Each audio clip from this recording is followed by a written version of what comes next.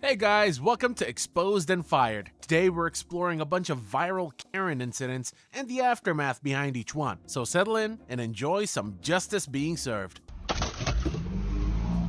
Here. Get out. Get out for what? You're the one coming up to my car. Get the f back. So today's story takes us to Georgia, where this man, identified as Jason Thompson, threatened to kill another driver just for honking at him. Now, before I play the video and show you how it all went down, let me give you a little bit of context. So apparently back in May, this young man, the one filming, was driving down the road and pulled into a turn lane. When he got there, he found two cars just sitting there, not moving at all. Since they had the right of way, he had to wait for them to go before he could turn. But after waiting for a while and still seeing zero movement, he decided to give a quick honk. That's when things took a weird turn. For some reason, the guy in the second car, Jason, got mad about the honk, hopped out of his car, and started yelling. Now, to be fair, the guy filming said he wasn't even honking at Jason specifically. He was just trying to get the attention of the driver in front so they could move and everyone could be on their way. But Jason clearly took it personally. And after a brief back and forth with Jason, the guy decides to just go around him and drive off. And you'd think that would be the end of the drama, but nope. Jason gets back into his car and actually starts chasing him, following all the way until they both stopped at another intersection. Now, unfortunately, none of that part was caught on camera, but as soon as Jason gets out of his car again and starts yelling, the guy starts recording, and let's just say it wasn't the most civil conversation.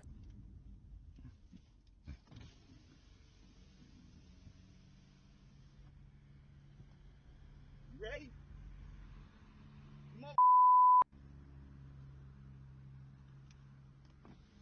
Are you ready? What's up, sweetheart? You ready? For what? You need to beat your ass. Get back in your car, buddy. Come on. Get back in your car. You ain't got. Get back in your car. On you. Get back in your car. Come on. Get back in your car. Stupid. What's up, dog? Get back. Come on. Get back. Come on. Get back. Get back, dumbass. Look at you running away. Get back. Get back. Get back. Come on. You're in your car. Get back in your car. You stupid piece of shit. Oh, you won't do shit. I'm already here, dumbass. I'm already here. Get out. Get out for what? You're the one coming up to my car. Get the back.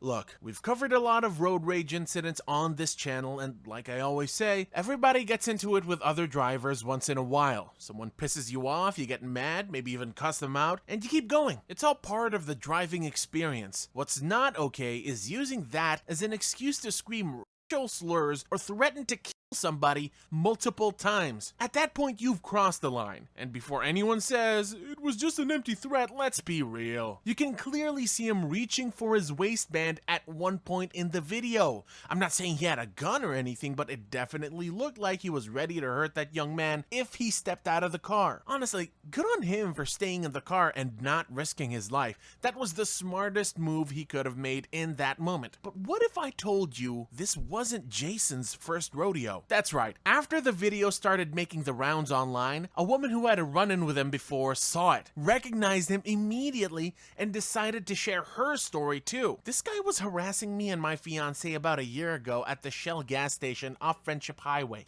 He clearly got kicked out of the store for cussing at the clerk and came over to our car, cussing and threatening to hurt us. Please stay away from this man. No idea what is so wrong with him. I recognized him, especially his truck. I mean, what else would you expect from a guy who threatened to kill a total stranger just for honking at him? At this point, it's pretty clear this is a pattern of behavior, and let's just hope someone puts him in check before he actually hurts someone for real. Anyway, once the video went viral, a few people were able to identify him as Jason Thompson, and you're not gonna believe what this guy does for a living. That's right, he's a lawyer. I mean, of all the things I might have guessed, lawyer wouldn't even crack the top 5. Like, how is someone who's supposed to know the law out here yelling racial slurs and threatening to people in traffic. Make it make sense. But hey, at least now anyone thinking about hiring him will know what kind of person he really is. Because after his identity was confirmed, both he and his law firm, Lake Lanier Legal Solutions, got absolutely flooded with negative reviews. Now, when the video first came out, a lot of people thought he actually worked at a karate school called Jim Haymore's United Karate, and that was mainly because of the logo on the shirt he was wearing. But as it turns out, he wasn't an employee, just a student. Or should I say, ex-student. Because a few days after the incident, Jim Haymore's United Karate put out a statement saying, upon being made aware of and after further investigation into the situation that has been circulating on social media, effective immediately, the person involved is no longer a student at Jim Haymore's United Karate or any United Karate school in our association. Under no circumstances does this behavior and language reflect our values and traditions as a family-owned business over the last 45 years. Well, I guess actions have consequences. And speaking of consequences, let me introduce you to another road rage Karen who found herself in legal trouble. So, on July 23rd, a TikTok user posted a video of her husband being harassed by another driver the day before. According to her, her husband, who drives a garbage truck, was on his way to work, driving through Irvine on Sand Canyon Avenue near the 5 freeway in California, when some random driver started yelling racial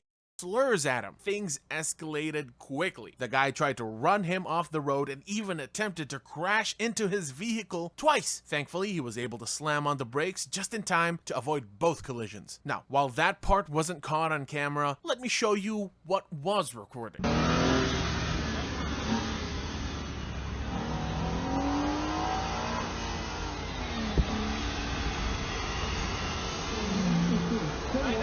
Yeah. Hey, man, film me all you want to.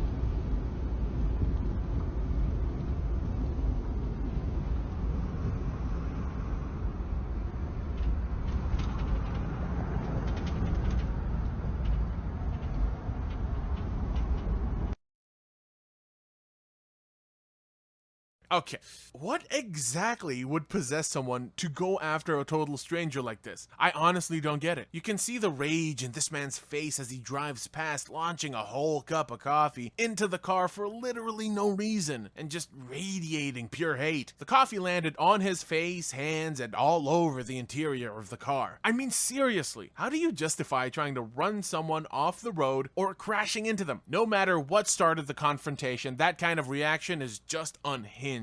Anyway, a few days after the incident, that Dinesh guy did what he does best and managed to track the guy down, confirming his identity as Robert Trackett from Orange County, California. Turns out Robert runs a heating, ventilation, and cooling business. If his Yelp reviews are anything to go by, it's safe to say this dude has always been a nasty piece of work. While some of the reviews were posted after the incident went viral, if you scroll down far enough, you'll find older ones from months ago, and it's no coincidence they all complain about the same thing: his attitude. I mean, just look at one of his responses to a customer. He goes on this rant about how women are trying to sabotage his business. At this point, his behavior isn't even surprising anymore. It's just who he is. But there's more. While the Irvine Police Department was still investigating the case, another driver came forward with a separate incident involving Robert on the same day. According to the report, this driver witnessed Robert punching a 72-year-old man repeatedly through the open window of his truck, all while yelling profanities and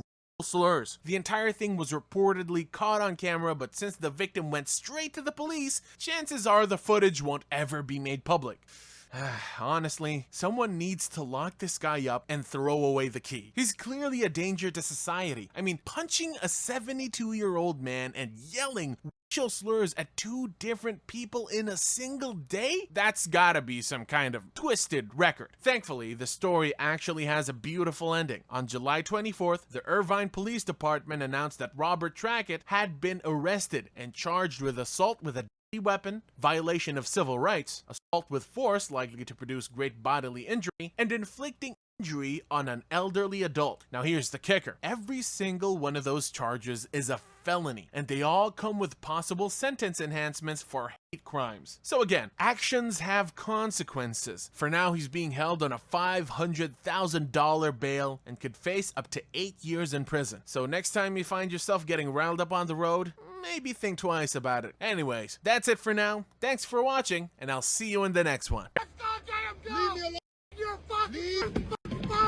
So, this trucker, who goes by Bossed Up Entertainment on TikTok, was delivering mulch to a landfill out in Haywood County, Clyde, North Carolina, when things took a frightening turn. On June 28, 2025, he arrived at a TBD dump site at 5:45 a.m., about 45 minutes before the site's 6:30 a.m. opening. Not knowing the usual procedure of waiting up the street, he pulled right up to the gate. An employee explained the rule, but since the gate was about to open, he let him stay. Moments later, the site owner's son confronted the driver, telling him to circle around and let other drivers go first, since he was at the front of the line. After a brief back and forth, the driver agreed to wait about 20 minutes. Then the situation took a very different turn. The owner's son returned with 5 visibly armed men, accusing the driver of stealing his phone. After 30 to 40 minutes, the driver allowed them to search his truck, but they found nothing. The site owner later reviewed security footage and cleared the driver to unload. While unloading, the owner's son claimed he found his phone on the ground. He and his group chased the truck, opened the driver's door, and attempted to confront him. As the driver tried to escape, they used 2 bulldozers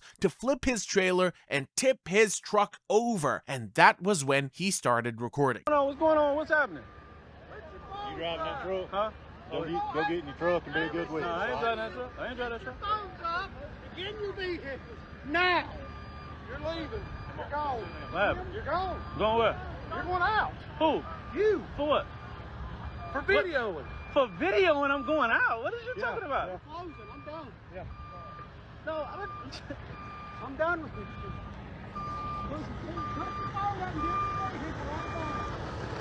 Leave me alone. Let's go, damn go. Leave me alone. Get your fucking truck. Leave me alone. Leave me alone. Get your truck, tell the cops. I'm leaving. Now. Give me your fucking phone. Let's go, bitch. Let's go. Get the fucking truck. Yeah. Don't get out of the truck no more. Don't get out of the truck no more? Take you out. Yes. The sheriff's department's coming to get rid of you and your fucking mud. Okay. So stay in your truck. Yes, sir. Before something bad happens. Yes, sir. Get in. Yes, sir. Yes, sir. Yes, sir. Do it now. Yes, sir. Yes, sir. I'm saying, shut your door, shut your mouth. You're the sheriff? You're the sheriff, right? Yes. And you weren't trying to talk to me. Can I draw the window I'm down? done talking with you. Shut the door. Can I draw the window down? No, roll the window up, roll the other window down. Hey, sir, you slammed the door with the door. And that's all on recording. I'm going to put you in That's jail. all on recording for slamming on the door. I didn't slam it on You the did door. that? Yes, you did. Have You it had on a hold recording. door. Get in the door. Okay, yes, sir. Yes, sir. Y'all going to jail. Y'all going down. This town going down. Yeah, this town going down.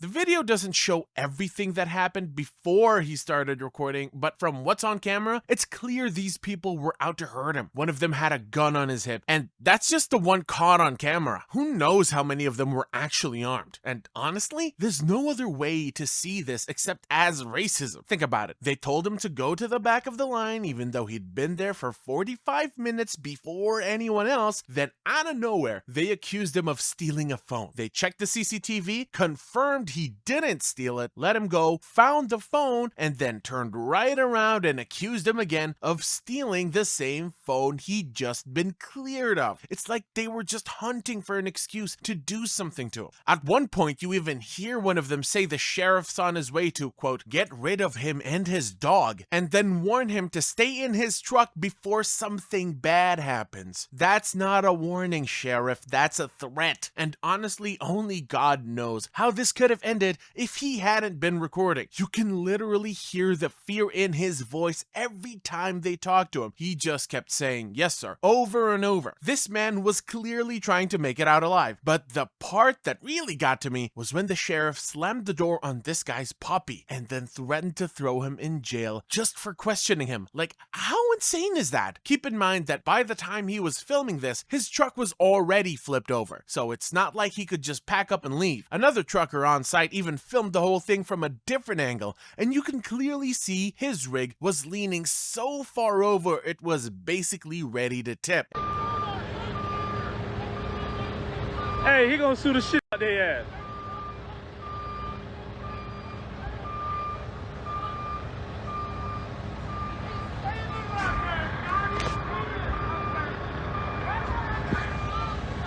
Hey, what's going on?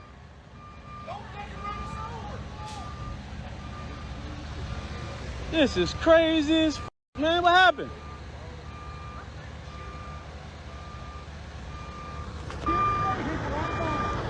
And I still can't figure out why they were so pressed about him recording. I mean, if you're not doing anything wrong, why would you care? In fact, you'd want video evidence to back up your story, right? But instead, they're threatening to kick him out just for filming, which honestly feels like even more proof that they were trying to sweep the whole thing under the rug. Anyway, after Bossed Up posted the video on TikTok, it blew up. And as always, the internet did what the internet does. People started digging, and pretty soon they figured out who the guy in the white helmet was. The one who slammed the door on the puppy. Turns out his name is Michael Bucker. He's not just anybody either. He's a deputy sheriff in Haywood County, and on the side, he works as the safety manager for Wright Brothers Construction Company. As the video kept making the rounds, more and more people started flooding Haywood County and Wright Brothers with calls and emails demanding accountability. And guess what? It actually worked. On July 31st, the company finally dropped a statement on all their socials. And while they did acknowledge the incident, they couldn't help but sprinkle in a little victim blaming on top. Wright Brothers Construction Company Inc. is aware of a video circulating on social media involving a confrontation at one of our project sites. The footage is upsetting and does not reflect the standard of professionalism and respect we expect on any job site where our name is represented. We want to be clear, the language and behavior displayed in the video are unacceptable. While not all individuals involved have been confirmed as Wright Brothers employees, we are actively investigating to determine the facts and the roles of those present. Preliminary accounts indicate that some of our employees attempted to de-escalate the situation when a member of the public arrived at an active construction zone, filming and refusing repeated requests to leave or lower their phone for safety reasons. Regardless of the circumstances, threats, hateful language, and any form of discrimination have no place on our projects or within our company. We are taking immediate steps to identify those involved, assess any violations of our code of conduct, and apply disciplinary action where appropriate. So, I still don't get why filming was their big concern, because that's literally the only offense they seem to be accusing this man of, which is strange because the only reason he was recording is because he was surrounded by about 5 guys, had just been falsely accused of stealing a phone, and had his truck flipped on its side. But it gets even shadier. Not long after Wright Brothers posted their first statement, they quietly deleted it from all their socials and their website, and replaced it with a new one that just so happens to leave out the part where they admitted this was their project site. Apparently, the site is privately owned by another company called Two Banks Developments, which has no affiliation with Wright Brothers. Totally not suspicious, right? Especially when everyone in the video is wearing Wright Brothers gear. I'm sure this is totally not a cover-up. And of course, they've turned off the comments on all their social media platforms. Classic move. Anyway, according to the trucker, the owner's son allegedly spearheaded the whole thing. So yeah,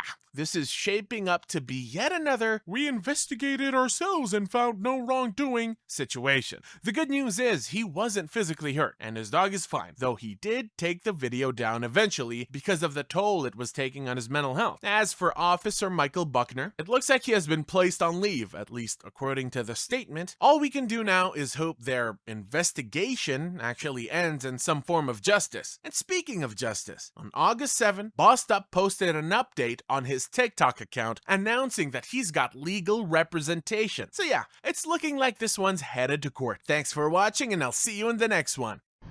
This dude said he was gonna shoot me. Maybe I'll deal with your sorry ass. What? I'm recording. Why?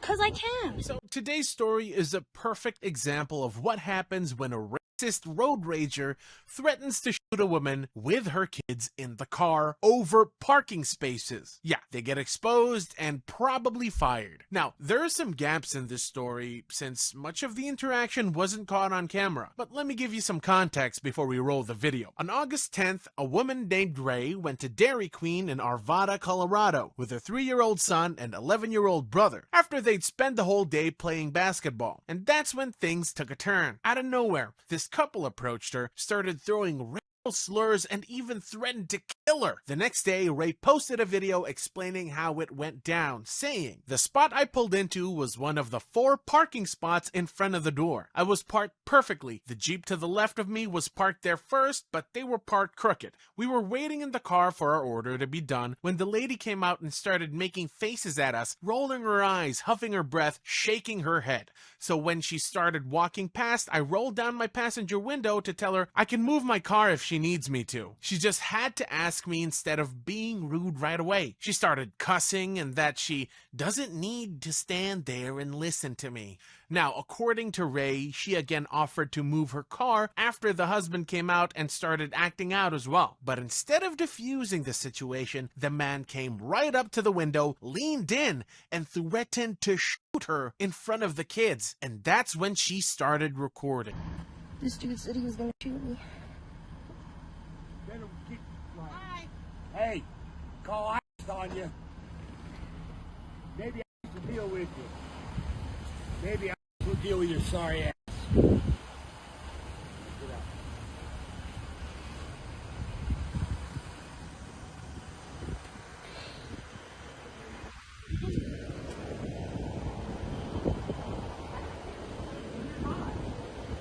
What are you gonna do? What are you gonna do? What? I'm recording. Why? Cause I can. Okay. Hi. Okay, yeah, hi. My name's April. Okay, so Okay. leave. What are you doing? Get in your car and leave. Why? I don't understand why you're. I'm minding my business. No. How about you mind yours and get in your car and leave? Get in your car and leave, fatty. Yeah. Yeah, it's okay for you guys to insult me, but I can't insult you, right? Yeah. He's pointing his gun at me.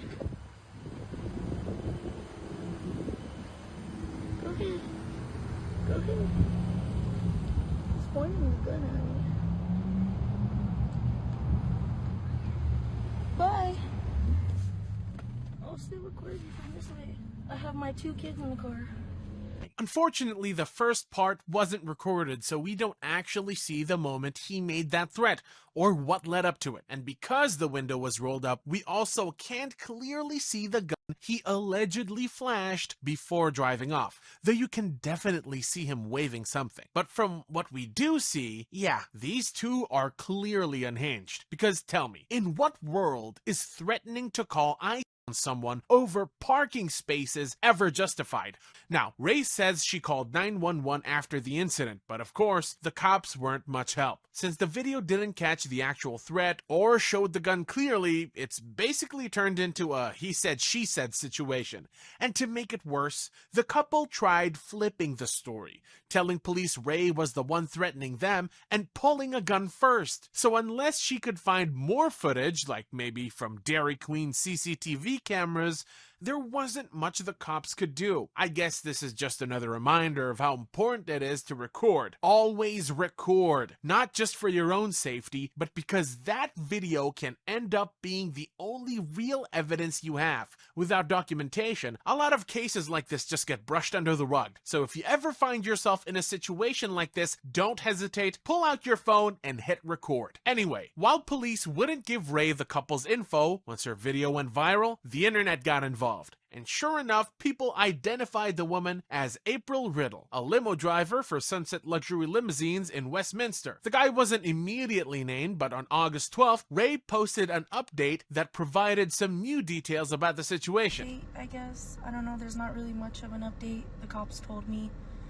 then and there after, you know, talking to me, after watching the video, after getting in contact with those other people, they told me straight to my face that it's a he said, she said, because they couldn't tell in the video that he was pointing a gun at me, and I didn't get on camera that he said that he would shoot me.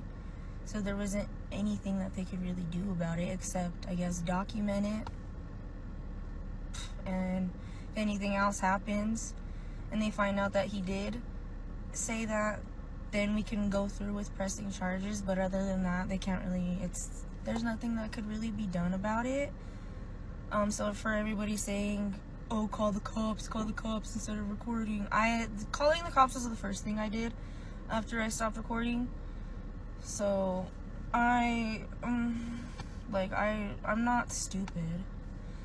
And like, for the people saying that I should have just left because of my kids, like, yeah, maybe I should have, but in that moment I was so shocked that he just came up to my car and said that to me, especially when all I said to him was, I told her that I could move the car if she needed me to, and I get told to shut the fuck up, I will shoot you. So and for everybody else saying like, oh, you need to carry, you need to protect yourself, you need this and that, like, I have my CW. I do. So I do also know my gun laws, and I know that if I have to pull my piece out, and I better be ready to use it. And he didn't show his until he was already in the car and they were already backing away. Like, in that moment I was still nervous that he was gonna do something, but at the same time I keep it right here, right in my door, so if I needed to use it, it was there. So I know how to protect myself. I know how to protect my kid and my brother and my family. I took my class on it. I know how it works. So if you guys would have done something differently, then that's on you. But me, I'm also thinking about how I'm a mother, and if I would have done something while he was just standing there without anything in his hand, without having physically done anything yet, I know that I would have been the one who was in trouble. And even when she came up to my car, I knew it cut out, but anyways, I knew the risk of her coming up to my car and me still just sitting there with my phone in my hand recording. Like, I was thinking, what if she hits me? What if she like tries to hit my phone out of my hand? Like, I was thinking of all that, but I wanted to just record everything so I have that actual visual proof that something happened. If something happened, like, thank God nothing major happened. Like, if I was by myself, it would be a completely different situation, but I had kids with me. Like, and again, yeah, maybe I should have just left, but I wasn't thinking about leaving. Like, I just wasn't. But, I mean, just thank God that we are all safe, especially my kids. So yeah, I believe Ray handled this right. She didn't pull out her own which could have made things way worse, especially with kids in the car. But let's be real. If you're pulling out a weapon, you better be ready to use it. And if you strike first, that's no longer self-defense. But anyway, after getting so much backlash from the internet, April Riddle finally decided to speak out. She made a TikTok addressing the situation, but quickly went private. Luckily, Dinesh caught it. So let's see what she had to say. This is April. I'm making this video as an apology to the woman at Dairy Queen in Arvada. I have been fired from Sunset. The gentleman in the video is no longer with me, and he has packed his things and he has left because of two people parking way too close to each other. I'm very sorry. This has all been blown way out of proportion on my end. There was no gun in the vehicle. I don't even own a gun. It was a knife. I'm not a racist. I am apologizing to her on my behalf and for the racial slur that he did. I shouldn't have to apologize for him, but he's not going to get up here and do it himself. So I'm not that racist person. And those of you who do know me know that I'm not, and that I'm not that kind of a person. The gentleman in the video is no longer with me, and he has packed his things and he has left. I don't know where he went. So, first things first, you can tell April wasn't apologizing out of guilt. She just wanted the internet off her back. Right away, she tries to throw her man under the bus. Now, yeah, technically he did most of the threatening and gun waving, but that doesn't mean she's innocent here.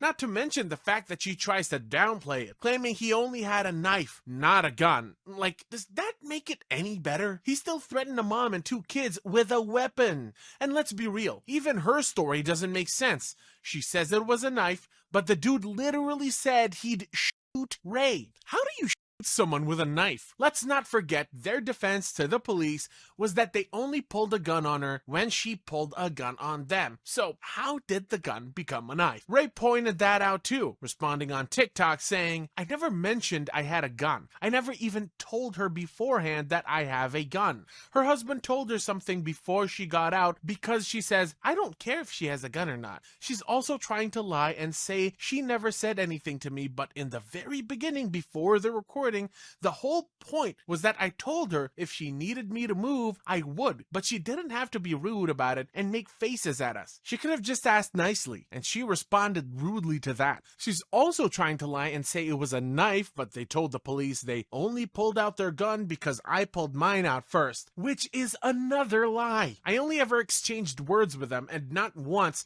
did I threaten either of them. As soon as he said he would shoot me, I started recording the video. But wait, it doesn't even end there. A few days later, Ray shared DMs from people who knew April and her husband personally. And yeah, apparently their behavior wasn't a surprise to anybody. One person even described going through almost the same thing as Ray, where April and her husband, now identified as Alan, harassed her and her kid and even assaulted a bystander who tried stepping in. So yeah, turns out this isn't some isolated incident. And according to the people who know them, Alan definitely didn't leave like April claimed. In fact, everyone apparently knows how unhinged he is. And yes, he does carry. So odds are, it really was a gun. As for consequences, well, April claimed she got fired from Sunset Luxury Limousines after the company got hit with a flood of one-star Yelp reviews calling them out for employing her. But here's the thing. The company never actually released a statement confirming she was fired. So either April was lying just to get people off her back, or the company just didn't think it was worth putting out a statement. That's where things stand for now. Thanks for watching, and I'll catch you.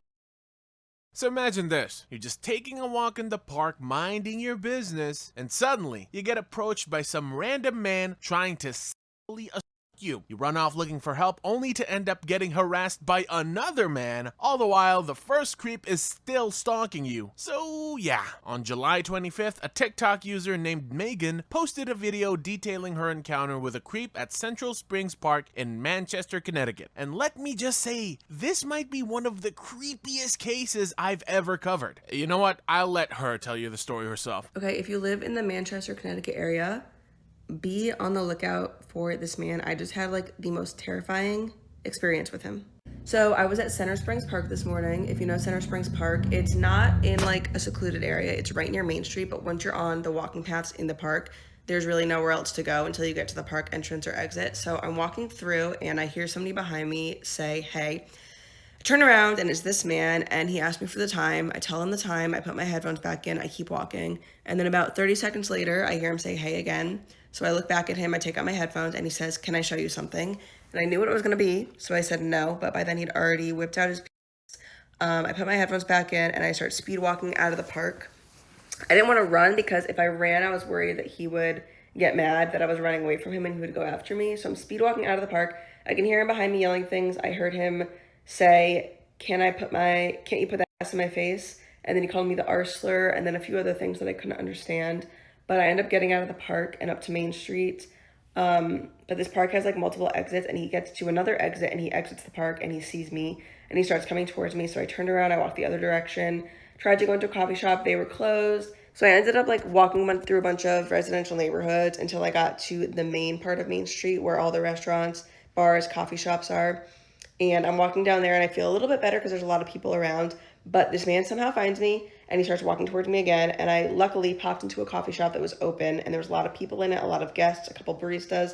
I went up to the baristas and I explained the situation and they were really helpful, really concerned, asked me what they could do to help me, if they wanted me to call the cops, if they needed me to call me an Uber.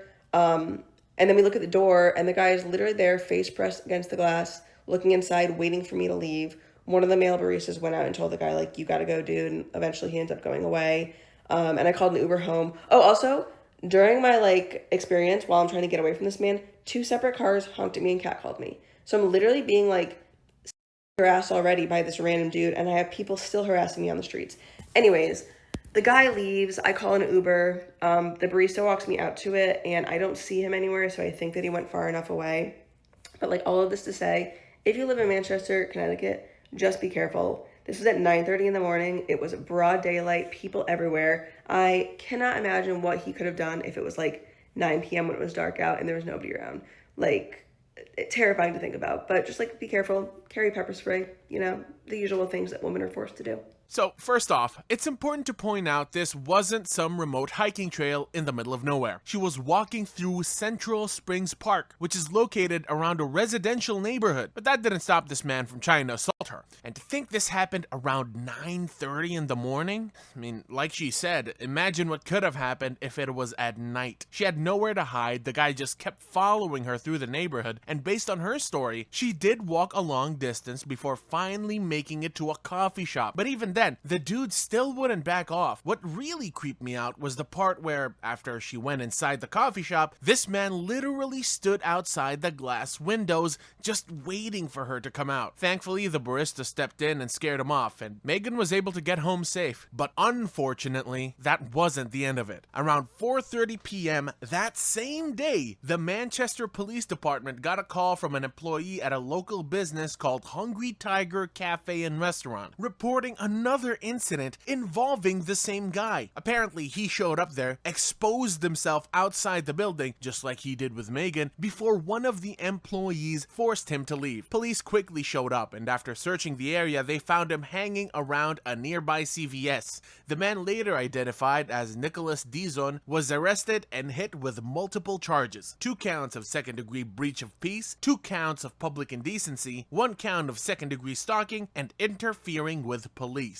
His bond was set at $250,000, and according to authorities, more charges could be coming depending on what else turns up during the investigation. Hopefully, Dizon gets locked up before he actually hurts someone. Which brings me to another similar story, this time out of Glendale, California. So, this woman was sitting in a park reading when a man randomly walked up trying to get her Instagram handle. Now, to be fair, that's a pretty normal thing. You see someone attractive, you strike up a conversation, maybe shoot your shot. But what's not normal is getting rejected, throwing a tantrum, and then threatening to assault her and break her phone. No, I don't need to talk to you. I'm minding my own business. I'm minding my own business, but you're not minding your own fucking business. You can get the out of my face, dude.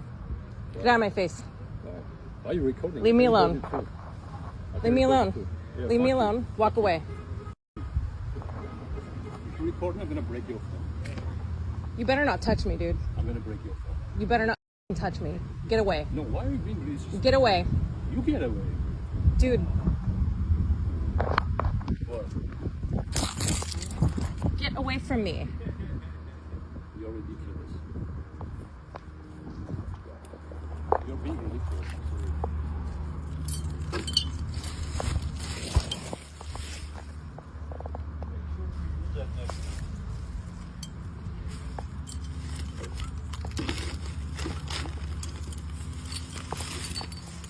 So, unfortunately, the first part of their interaction wasn't caught on camera, so we don't really know how he approached her. However, according to the lady who posted the video, the moment she told him she wasn't interested, he got aggressive. Now, I don't know what the end goal was here, like, did he really think threatening her was gonna win her over? This is some bruised ego behavior. Anyway, after that Dinesh guy covered the incident, the video blew up, and the man was quickly identified as Harut Matrojan. Now, here's where it gets weird. The very next day, July 9th, Dinesh posted an update saying Harut had actually reached out to explain his side of the story. And not only does he believe he was 100% in the right, he also doesn't believe she was a victim of harassment. According to Harut, he wasn't mad about being rejected. He was mad because she was, quote, disrespectful. Here's a part of the message he sent. Listen, no matter how much you make it seem like she's a victim, she is not. She is not getting harmed in any way. She was not harmed at all. I didn't do anything inappropriate, and simply based on sympathy, I approached her and she made me seem like I was a predator. All I did was approach her. That was not a reason for her to be disrespectful because I approached her. You're still portraying as if I was wrong because she provoked the situation and I said I'll break your phone. Yeah, read that back a couple times. I don't know if it's just me, but saying a stranger provoked you into threatening them is a huge red flag, and honestly, it just kind of proves her instincts were spot on from the start.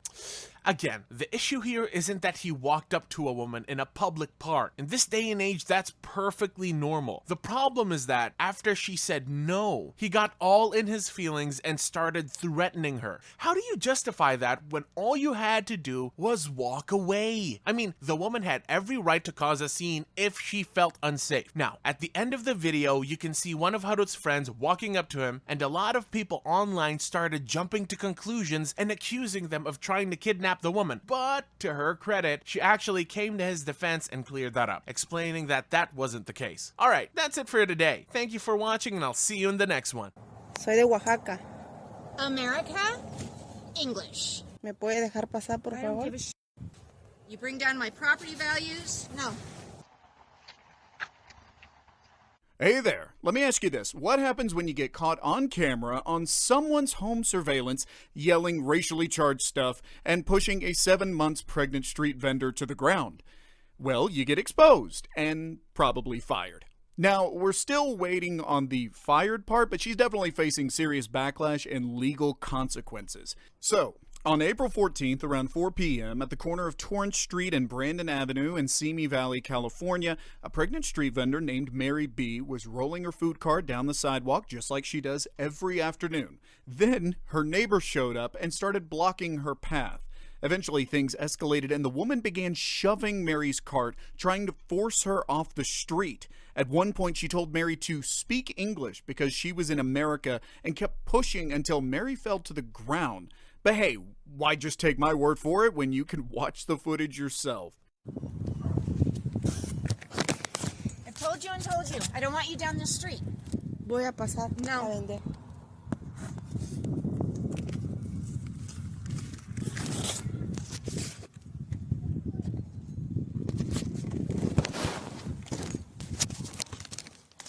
I said no.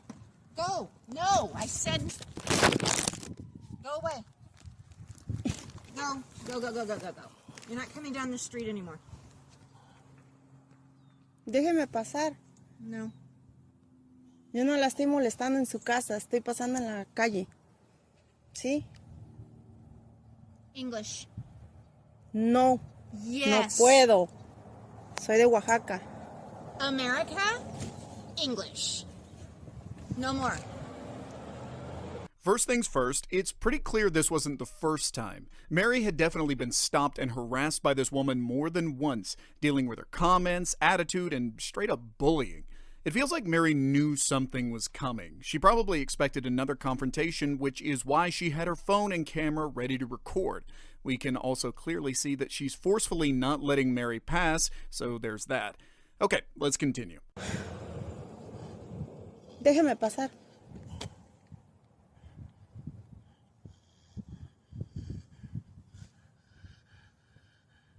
¿Me puede dejar pasar, por favor? ¿No entiende? And I don't care. No. Yo no le estoy molestando, señora. I told you not to come down the street anymore, and I f***ing meant it. You bring down my property values? No.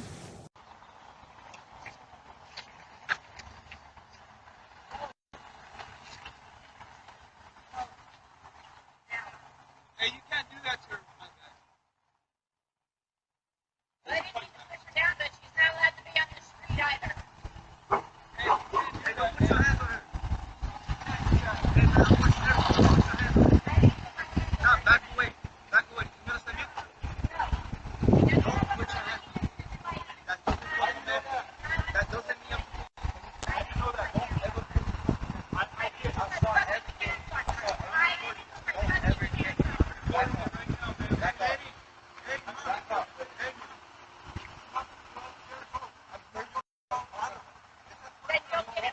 First of all, a fall like that can cause some serious harm, bruises, early labor, or maybe even worse. So yeah, this is not a joke. Fortunately, a few hours after the incident, Mary went to the hospital to get checked out, and doctors told her she was okay, but she did have some bruising from the fall. The Simi Valley Police Department responded shortly after the call and identified the aggressor as Julie Christine Sanchez, a 56-year-old registered nurse. Let me reiterate, her last name is Sanchez. Oh my, the irony is very strong with this one. So with police on scene, Sanchez was given a citation for battery, but later, the Simi Valley Police Department actually arrested her over the confrontation. The case was then forwarded to the Ventura County District Attorney's Office for further review, and Sanchez is now facing battery charges. She's also been issued a summons to appear in Ventura County Superior Court on May 14th. A round of applause, everyone, but don't go anywhere because we're not done yet. Here's where things get interesting. First, Mary has filed a civil rights lawsuit. Second, the attorneys for Mary B., who announced the lawsuit Friday morning at a news conference, are pressuring the FBI and the Ventura County District Attorney to prosecute the incident as a hate crime, arguing that the Simi Valley Police Department is disregarding the case as insignificant. They hope federal and county authorities will take the case seriously and investigate it further. And to speak Spanish, because you speak Spanish, you're going to be attacked. A pregnant woman's going to be attacked and slammed to the ground. Well, I have this to say. If you're going to be attacking people because they look different and they speak a different language and you're going to hurt them, we're going to come after you. I'm just here to ask if you could take a closer look at this case and pay more careful attention to this case to ensure that this woman, her unborn child, and the entire street vendor community is protected, to ensure that people like that local woman who attacked Mari are held accountable. Once the footage hit the internet, it racked up millions of views across Facebook, TikTok, and Instagram. And yeah, people were not having it. One of the first things internet detectives uncovered was that Sanchez is a registered neonatal intensive care unit nurse at Holy Cross Hospital in Mission Hills and Dignity Health in Simi Valley.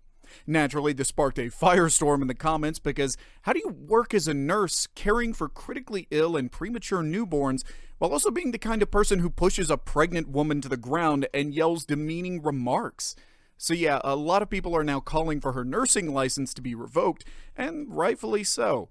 Right now, if you check out Providence Holy Cross Medical Center's Facebook page, you'll see they have directly addressed the situation, but with so many people getting heated and flooding their comments section, the company couldn't exactly ignore it. So they just slapped up this generic copy-paste statement saying, "As an organization that is steadfast in serving all, the behavior depicted in the video does not align with our mission and core values. Our hearts are with the victim of this incident, and we pray for her quick recovery. As this incident did not occur on our property, we will not comment further."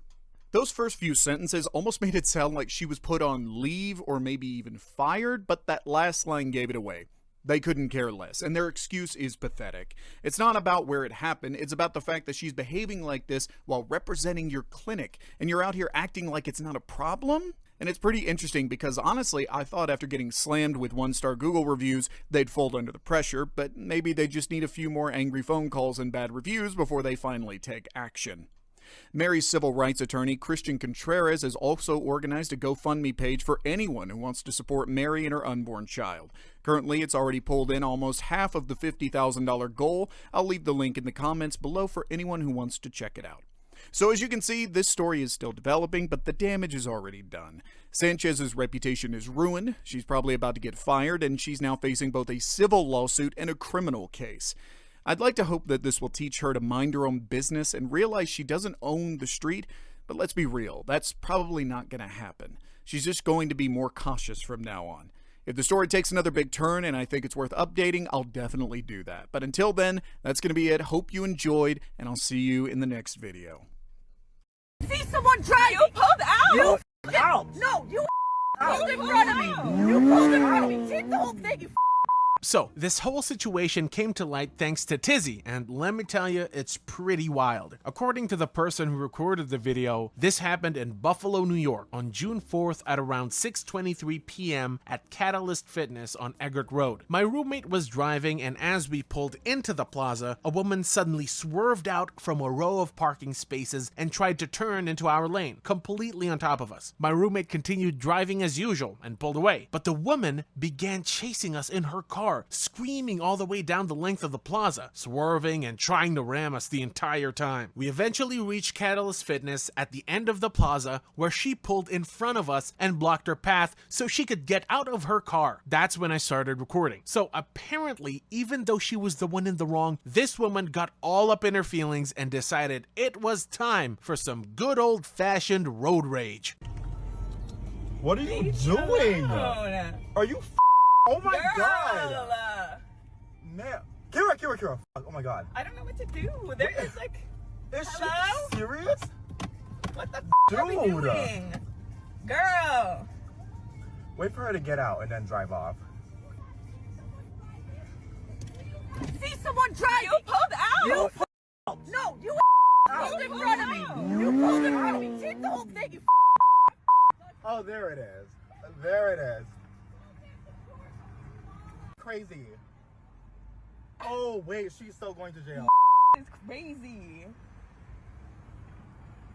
Oh, she's going to jail.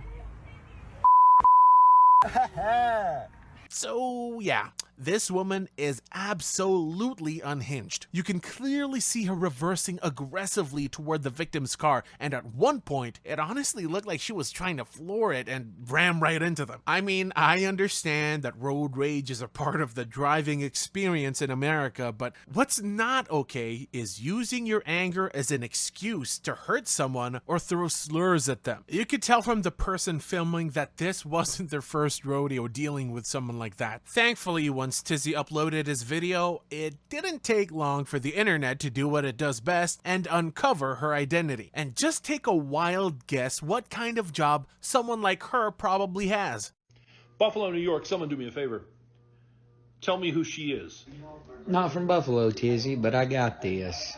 Hold on just 1 second, and ladies and gentlemen, Melissa Sanfilippo has been found. And if you look at her LinkedIn page, she's a full-time nanny. That's right. For the low, low price of whatever the hell she charges, you can have a racist raise your kids.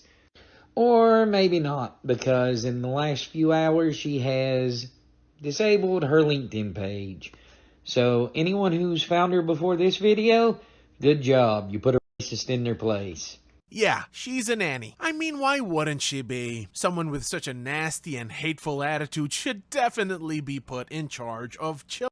Apparently, her identity was also confirmed by another TikTok user who seemed to have actually had a previous encounter with her as a nanny, but for some reason, she decided to private the videos. Melissa Sanfilippo might have a tough time landing new gigs now that she's internet famous, and not in a good way. She ended up taking down her LinkedIn, but at this point, anyone thinking about hiring her to watch their kids can find everything with a quick background check. You know what they say, the internet never forgets. gets. And this is exactly why you should always hit record if you ever find yourself in a situation like this. It's just what's gonna We don't like you.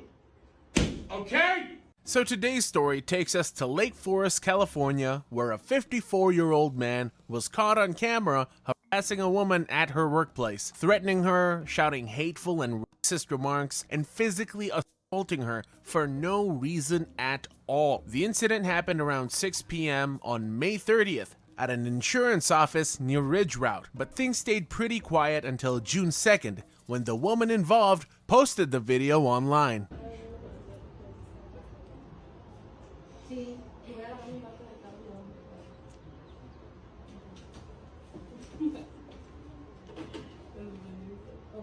You think you're safe, but you're not going to be safer soon. You might Is get that away. a threat? Are you threatening me? You might get away with this one, Is that but you're a going to have a problem. Are you threatening me, sir? Are you threatening me on my job? You're really threatening me? You piece of shit. That's not okay. You Don't haven't, come over here in my job that I'm trying to do and threaten me. I know you're trying to help these people. hear from my It would lawyer. be nice if you're trying to help these people. But you're being an asshole towards these people. And you're really actually doing them a disservice. You're doing them a disservice.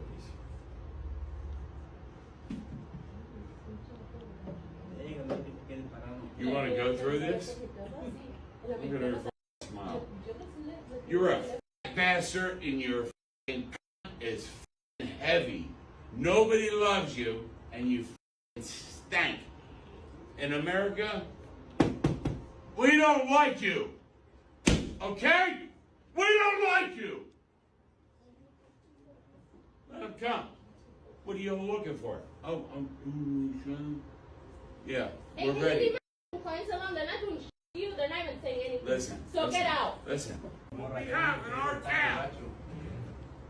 You guys are going to try and do a business in our town where we have a place. I don't care if you look like that, you green. I don't care about you. You think. Wait till the sheriff's office comes here. You motherfuckers are going to be out of here. I work with Mexicans all day long. All day long to deliver concrete. I never have a problem. When it comes to you guys and this place, now you got a problem. Alright, there's a lot to unpack here, but the biggest question is, how did this even happen? Unfortunately, the woman didn't manage to catch some of his earlier aggressive behavior on camera, but she did give a bit of context in the comments. According to her, he got kicked out of the bar in the plaza, and the liquor store next door refused to sell him alcohol, so he came into the office instead. Honestly, if you're drunk enough to get banned from both the bar and the liquor store in the same plaza, maybe it's time to call it a night. Or, well, 6 p.m. So maybe just call it a day. Just by looking at the guy, it's pretty clear he's extremely drunk. But that still doesn't excuse barging into an office, causing a scene for no reason, verbally attacking the staff and their clients, calling them assholes, and even threatening to blast her in the face. Get out! I will blast your face off. Oh, don't. First off, in what world is it even remotely okay to walk into someone else's workplace and threaten to blast them in the face? This guy's clearly unhinged. He took a quick breather, maybe recharged his crazy, and strolled right back in for a round two. Hey, come here. Come here. Come here. No.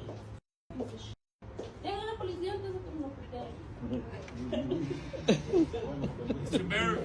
Come out here. Hey, it's America. Come out here. I got big lawyers. I got big lawyers. I got lawyers that are larger than your. But you just threatened me, sir. You're from my way? Yeah, it's just what's gonna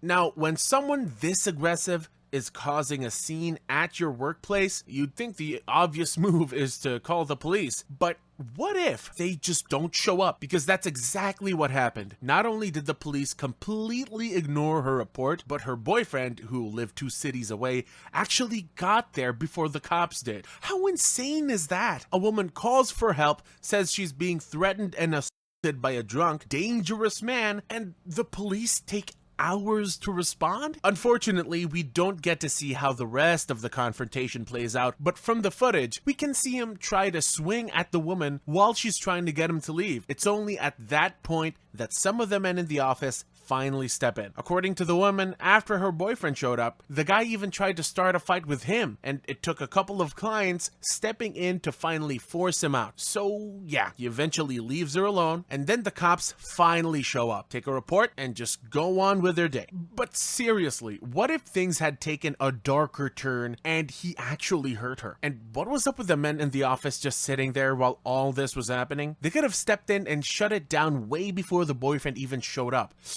Anyway, after she posted the video to try and identify the man and bring him to justice, the video immediately went viral, gaining over 1 million views. That Dinesh guy made a video about the situation, and so did Tizzy, and as expected, the internet did its thing, and the man's identity was revealed. But that's not the only good news, because just 2 days after the video was posted, the Lake Forest Police Services released a statement confirming the arrest of the man, identified as Eric Walter Raminger. Here's what the statement says. We are aware of a video posted recently on social media of a man causing a disturbance using racial charged slurs and allegedly assaulting an employee at a local business. We understand and share the community's concern about the man's behavior. We wanted to share some information about the events regarding this call for clarity and transparency. We received a call about a man yelling at a business near Ridge Route and Lake Forest Drives at 6:47 p.m. on Friday, May 30. With the information provided to dispatch, the call was assigned as a low priority call. The deputies responded to the call and arrived at the business in less than 30 minutes. After speaking with one of the reporting parties, we took a report and forwarded it to our investigators. A deputy was able to identify the suspect from previous contact, and today, at approximately 2:30 p.m., the deputies arrested 54-year-old Eric Walter Raminger of Lake Forest. Raminger was taken into custody on suspicion of trespassing, assault, battery, criminal threats, and charges related to hate crimes.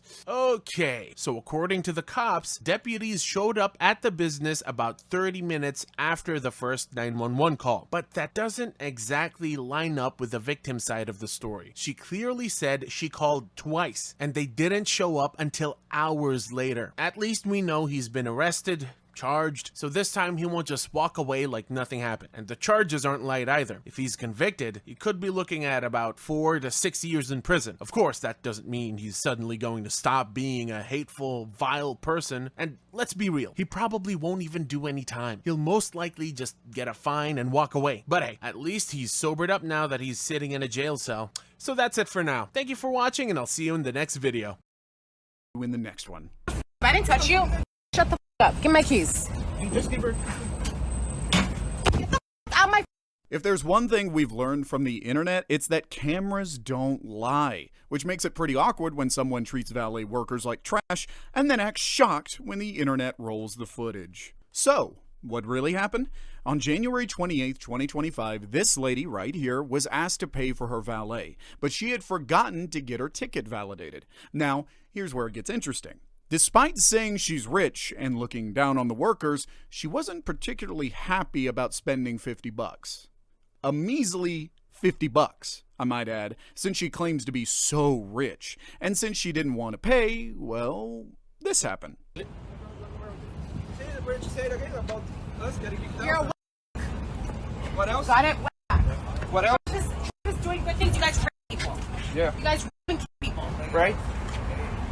Take your $50 and suck. Give me my change. I'm rich, you're poor. Difference. You're a poor soul. Yep, poor. You're a poor soul. Dá a chave dela, deixa a chave dela, deixa eu ver. Não, joga o carro dela lá na casa do You wanna record me? I didn't touch you. Shut the up. Give me my keys. Just give her. out my... Yeah, she just cursed them out, throwing racial slurs and referencing one of those infamous uses of the R and K word. Unfortunately for her, a bystander captured everything and uploaded this whole spectacle on Instagram. And let's just say things have spiraled downhill faster than she probably expected. First, thanks to our internet investigators, she was identified as Florence Mirsky, aka Miss Flojo, the owner and founder of CocoNugs.com. Here is her official Instagram account. And here is her website, CocoNugs.com. And hey, we've seen enough of these situations to know exactly how this was going to end. The comments were far from great, and her business has been forced to take a halt. I mean, just look at the reviews on Trustpilot. That's what happens when you run a business where you're the face of the brand and decide to act like a Karen. So, of course, like any Karen that gets a taste of their consequences, she pulls out the victim card, explaining what she called her side of the story. I know right now, guys, you may not understand, and I understand how bad it looks. The man that was walking behind me in the video groped me, then tried to flip it on me when I went crazy on him. Unfortunately, I have past trauma and manic episodes that I suffer with every day. That's why I called them rapes and murders. I felt violated. Everyone that knows me knows I have a big heart and love for everyone. I come from immigrant parents as well. Mental health issues are real, and I didn't mean to hurt anyone. Broken heart emoji. Now let's take a look at the video following this statement. Comments. I left my house yesterday in PJs, as you can tell, looking crazy. And when I was walking out of a scrub, the valet guy grabbed my ass, and I should have just punched about my child and not wanting to go to jail. So I lashed out and I called him a whack, and I'm so wrong for that, but I felt so violated. I should have just shut my mouth, called the police, and that's it. So basically, I'm explaining to everybody, I am sorry for what I said. I've been around Mexicans, dated Mexicans my whole life. My parents are immigrants. I am the farthest thing from race possible.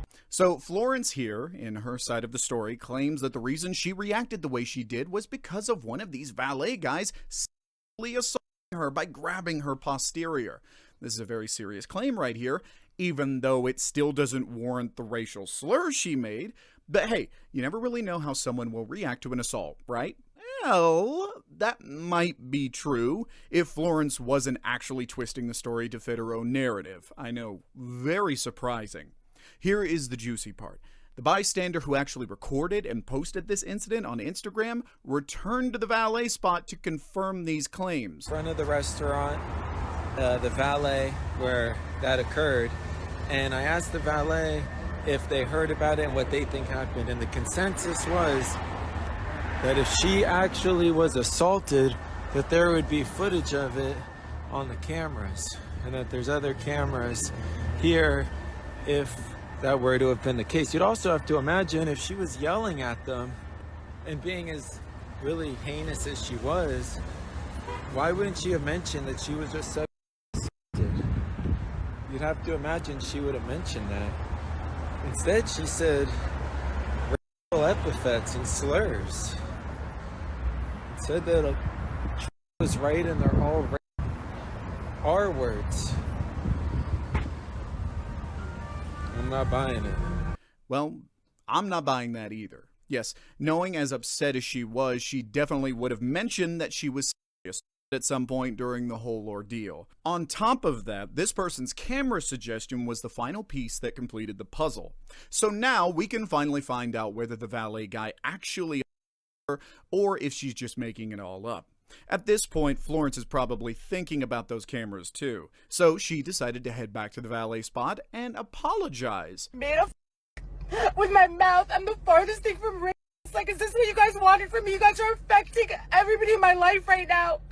Like, I am taking accountability. Like, please, enough. I'm going to apologize to the man that grabbed my. I don't even care what the guy did to me. At least let's be honest. I'm apologizing to you, please. So you accept my apology and then what? But you know what the guy did. He's not even here today. But why? I know, but you know what the guy did to me. So please, at least be real. I'm the farthest thing from possible? I told you, you're a good-looking guy with green eyes. Do you think I have any weight? All my partners are Spanish, Vietnamese, everything. Can you at least admit what the guy did to me, please? Can you admit what the guy did? The license plate is 255. Can you admit what the guy did, please? At least that. Just admit what the guy did, please. Just admit it, please. Please, they're gonna show the cameras. You guys are gonna look crazy.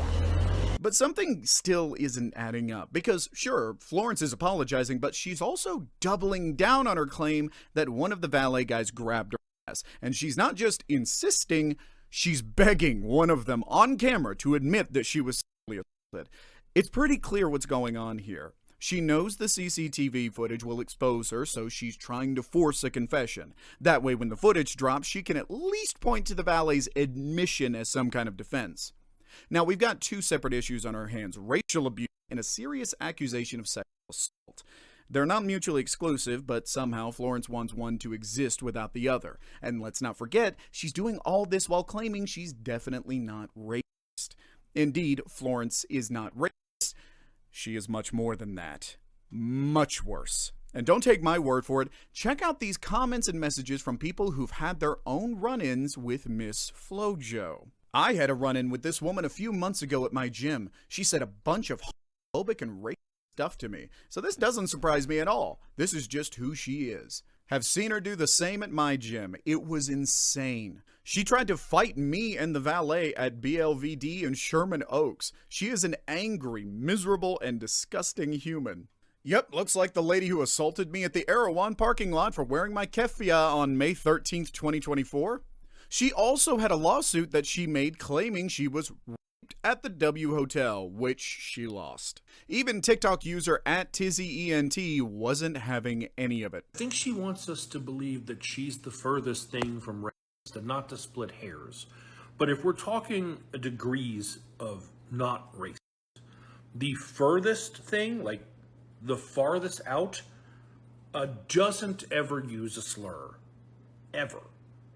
That would be the furthest. Not saying you're a full-blown racist like 24/7, but let's find some middle ground here. Anyway, an update surfaced that Florence has been banned from valet service locations, and the police showed up during her dramatic apology tour. Probably someone called them this time, and they are now aware of the situation. Here's an update from a reliable source. It says she has been banned from the location they service and potentially the restaurant as well. Apparently, the police showed up during her little apology tour and are very much aware of the situation. This is what's happened since. With the police now involved, everyone was hoping the truth would finally come out, but before it even got to that point, Florence decided, you know what? I'm just gonna come clean. So she was granted a live interview with an Instagram user who had been reporting the case since the beginning at Mr. Checkpoint. I want to actually start with the first thing. There was like an allegation made of a assault. I made a fucking mistake. Like, farthest thing since, like, it's just like everybody in my life right now. No, but you know what the guy did to me. Right? Correct. Can we just be clear right from the beginning? Did that happen? Yeah, so it did not happen. What happened was I was in the car and my girlfriend called me and she's like, what do you happen? And she's like, just, I don't know, just say something that bad happened that you had to do that.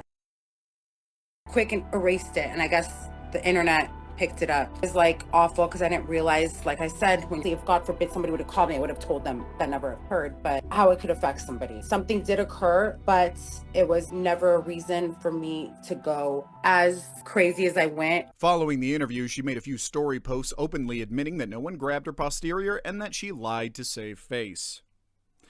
I love Mexicans and all people of colors and religion. I did what I could today and to apologize to the two men that did nothing to me. I am in a calm state of mind and I know I'm the farthest thing to a rapist. Just a spoiled brat with a dirty mouth. And that's the realest I can be. Sorry, everyone. And again, in another entirely different interview, Florence was asked point blank if any of the valets assaulted her, and she said no. The guy touch you or did he not touch you? The guy did not touch me. So why did you say that?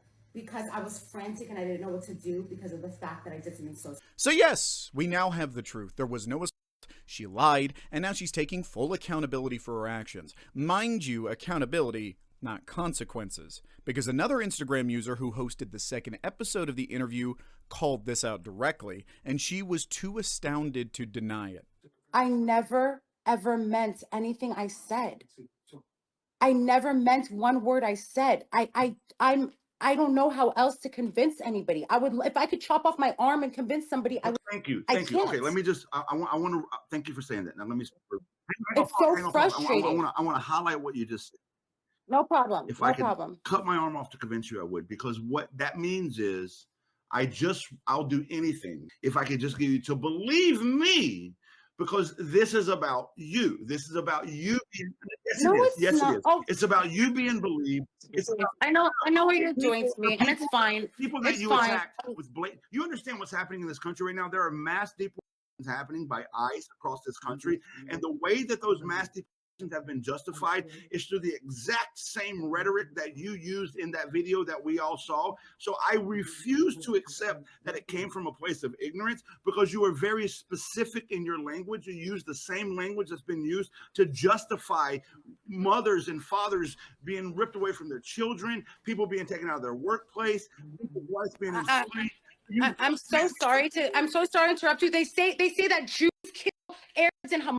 That's how it all came about. They say different things. They say other people, other countries. I said, you guys are killers and racists. What do they say about every country that goes to war? Thank you. There's Oh, I know that. I'm sorry. I've never in my life ever seen that in my entire life. But you just coincidentally use the same language?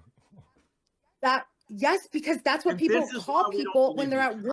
I would believe you if you were coming from a place of honesty, but I'm only coming from a place of honesty.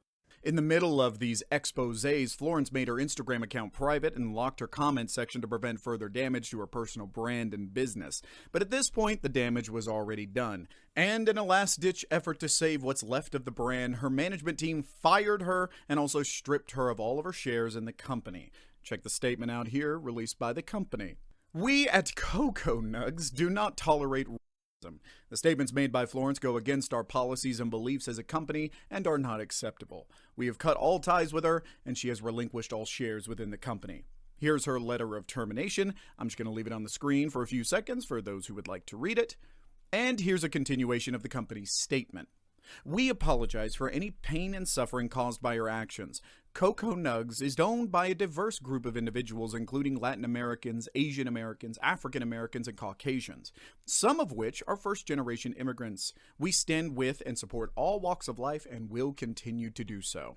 And with Florence officially fired from her own business, that pretty much wraps up this mess.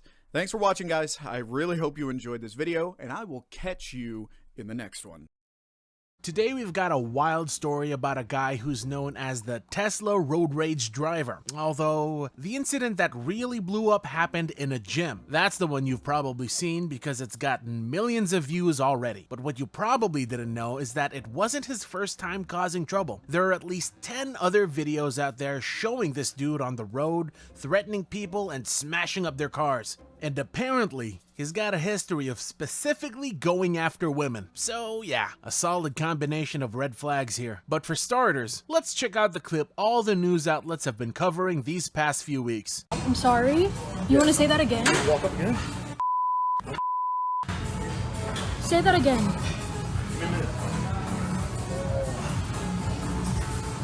I'm at the gym right now and this guy said he's going to sock me in my face because I walk next to his machine.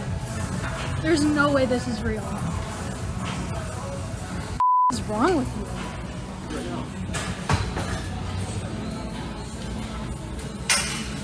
Why are you recording me? Get away from me! Let's go. I'm doing. Stop recording me, Stop recording people.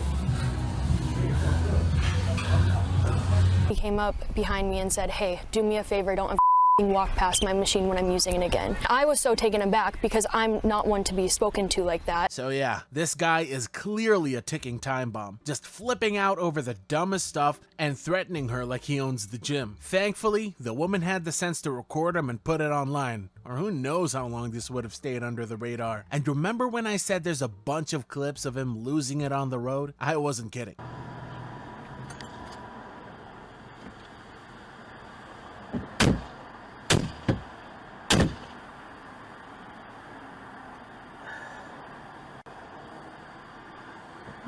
That's 800-485-1049.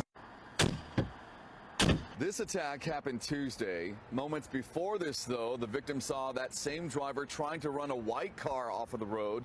You then see the man get out of his car, chase the white car, but that driver escapes.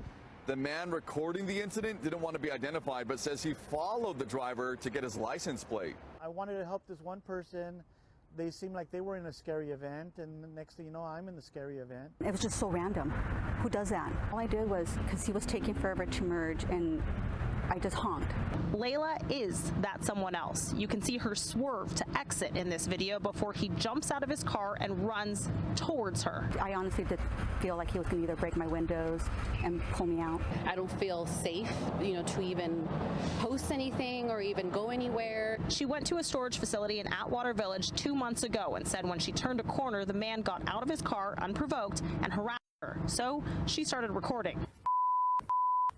Better go outside of Cali where you came from. You don't even know where I'm from. Yeah, you ain't from Cali. I'm born and raised in LA. I ended up leaving, and at the red light, he comes after me. He literally comes after me and follows me out. Still as you're driving. As I'm driving. Since our story aired about that one incident, we've learned of others that may involve this same man. One incident happened in Atwater Village back in November.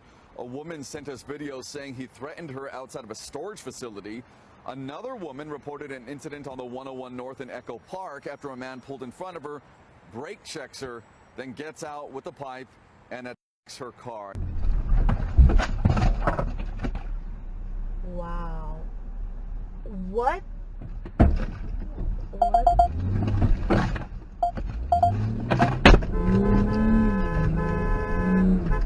The Tesla was coming into oncoming traffic.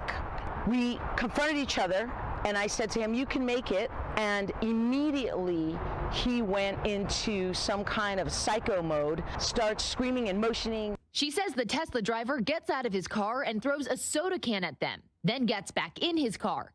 This surveillance video shows a nearby valet worker in a white t-shirt trying to talk to the driver. The valet guy's, "Hey, calm down, sir, calm down. What's going on? You can see these are women, and she's an elderly woman." And boom, he just smashes them in the face. I take up my phone. I start snapping a couple pictures. I'm trying to back out. They get into it. The Tesla driver backs up and is visibly angry before driving away. The woman says she made a report with the West Hollywood police, but she's still worried about her safety.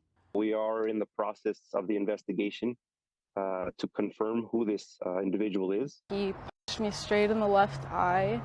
I had no time to react, and at that instant he ran back into his vehicle. So not just attacking vehicles, as bad as that is, he is now physically assaulted a woman, as well as getting in fights with like a valet attendant. They now have 10 victims at least of his. Anger management isn't gonna help here. He's seriously dangerous, and it's only a matter of time before he either takes someone's life or someone pulls a piece and multiple lives get ruined. Throughout his criminal career, he's attacked multiple people and been charged in 9 different states for assault, vandalism, elder abuse, threats, stalking, theft, and so on. And it's not like this is anything new. He's had a criminal record going back 20 years. Definitely not someone you want anywhere near you. What's weird is, at first glance, it looks like he doesn't even try to hide. Like, he'll kind of cover his face sometimes, but he's always driving the same Tesla, wearing the same military-looking shirt, and swinging around the same weapon. But here's the thing, he is trying to hide, just not in an obvious way. The reason he's got charges in 9 different states is because he's constantly moving around. He's been trying to stay one step ahead of the police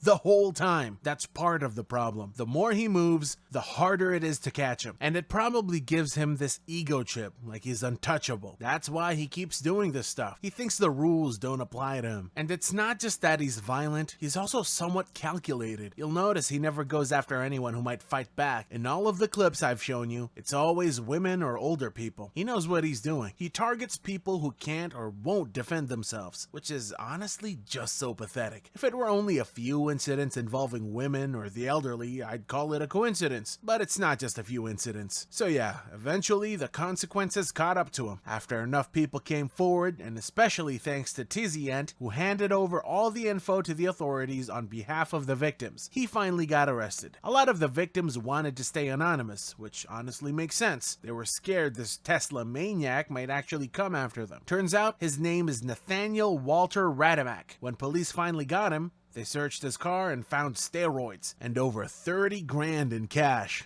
Because, of course, he had a sketchy stash of money just sitting there. He was held in LA County Jail, and then finally, after all the chaos, the court handed down his sentence. Drum roll, please. A Tesla driver involved in several Southern Cal road rage incidents has been sentenced to 5 years for assault. 5 years in prison. 5 years might sound like a lot, but let's be real here. It's been 20 years of this guy causing chaos, and he's only really going down for a few road rage incidents that happen to get caught on camera. When you think about how many times he's probably done this kind of stuff without anyone reporting it or without enough evidence to press charges, 5 years feels kinda light, especially for someone who's a repeat offender and a legit threat to public safety. It's good he's finally off the streets, no question, but some of the victims weren't exactly celebrating. I feel like it's definitely still not over, especially because 5 years isn't enough. I just feel like he's going to come out and just still be infuriated, you know, especially now that all of our names are out in public record for the majority of us. 5 years goes by really fast. I think it's not enough because he has prior history, violent history.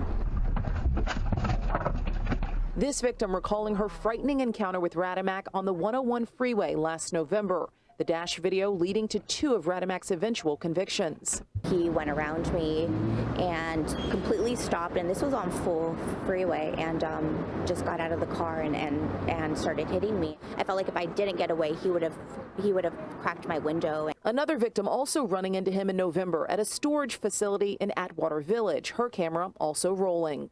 He didn't do anything to my vehicle. He just threatened me and continuously was telling me that he was going to break my jaw. Amid the relief tonight, disappointment that other alleged victims mentioned in the criminal complaint against Radamak didn't get convictions, and other alleged victims who reached out to Eyewitness News say their cases were never even submitted to the DA. We feel like justice has been served, although we also feel that a lot of the victims haven't been heard. So here's where things really go downhill. Radamak was released after serving just 10 months of his sentence. Yeah, 10 months. CBS News broke it down like this. A judge delivered his sentence on October 4th, 2023, and he was scheduled to be released on Wednesday, August 28, 2024. Radamak received credit for 424 days served for the nearly 250 days he spent in county jail during the trial. He was also awarded 212 days for good behavior. The California Department of Corrections and Rehabilitation said in a statement, Radamak was released to parole supervision in Los Angeles County on August 28, 2024, after serving his full sentence as defined by law. So technically, by the book, he served his full sentence. But 10 months for everything he did, that's bullshit. A lot of people weren't happy about it, especially the victims. During a Zoom conference, 3 women spoke out on how scared they were now that he's out. And yeah, that fear is totally valid. This guy's shown again and again that he targets women after all. 10 months is a slap on the wrist. Someone like him shouldn't be walking around freely, and he definitely shouldn't be allowed behind the wheel ever again. Now, this is where things take a turn. After he got out, no one really knew what he was up to, and judging by his history, it probably wasn't anything wholesome. Then on May 7th, he pops back up, caught on surveillance footage doing this in Hawaii. Tonight, new video of a notorious road rage driver at it again. His latest alleged victims, a mother and her teenage daughter in Hawaii. And I was just protecting my daughter like any mom is gonna do. Diane Ung says she was teaching her daughter how to parallel park on Wednesday when a Tesla came zooming by. Maybe 40, 50 down the street and almost clipped her. And then her big mouth, you know, local people gonna yell out their window. She said, slow down. Surveillance video then showing him make a U-turn. She said he then started yelling at her 18-year-old daughter, whose baby was asleep in the car. Saying, what the F did you say to me? Say it back to me. Then he got closer to my daughter's window, reached in and punched her in her face. Ung then got out to defend her. Halfway in his car already, and he, what did you say to me? You better shut face before, I come and do the same thing I did to her. I had my coffee in my hand, my iced coffee from McDonald's, threw it at his car, and he came running across the street, struck me like Superman punch right inside my face. I fell down to the ground, big gash in my head. She said the driver then took off. And I'm just like, go check on the baby.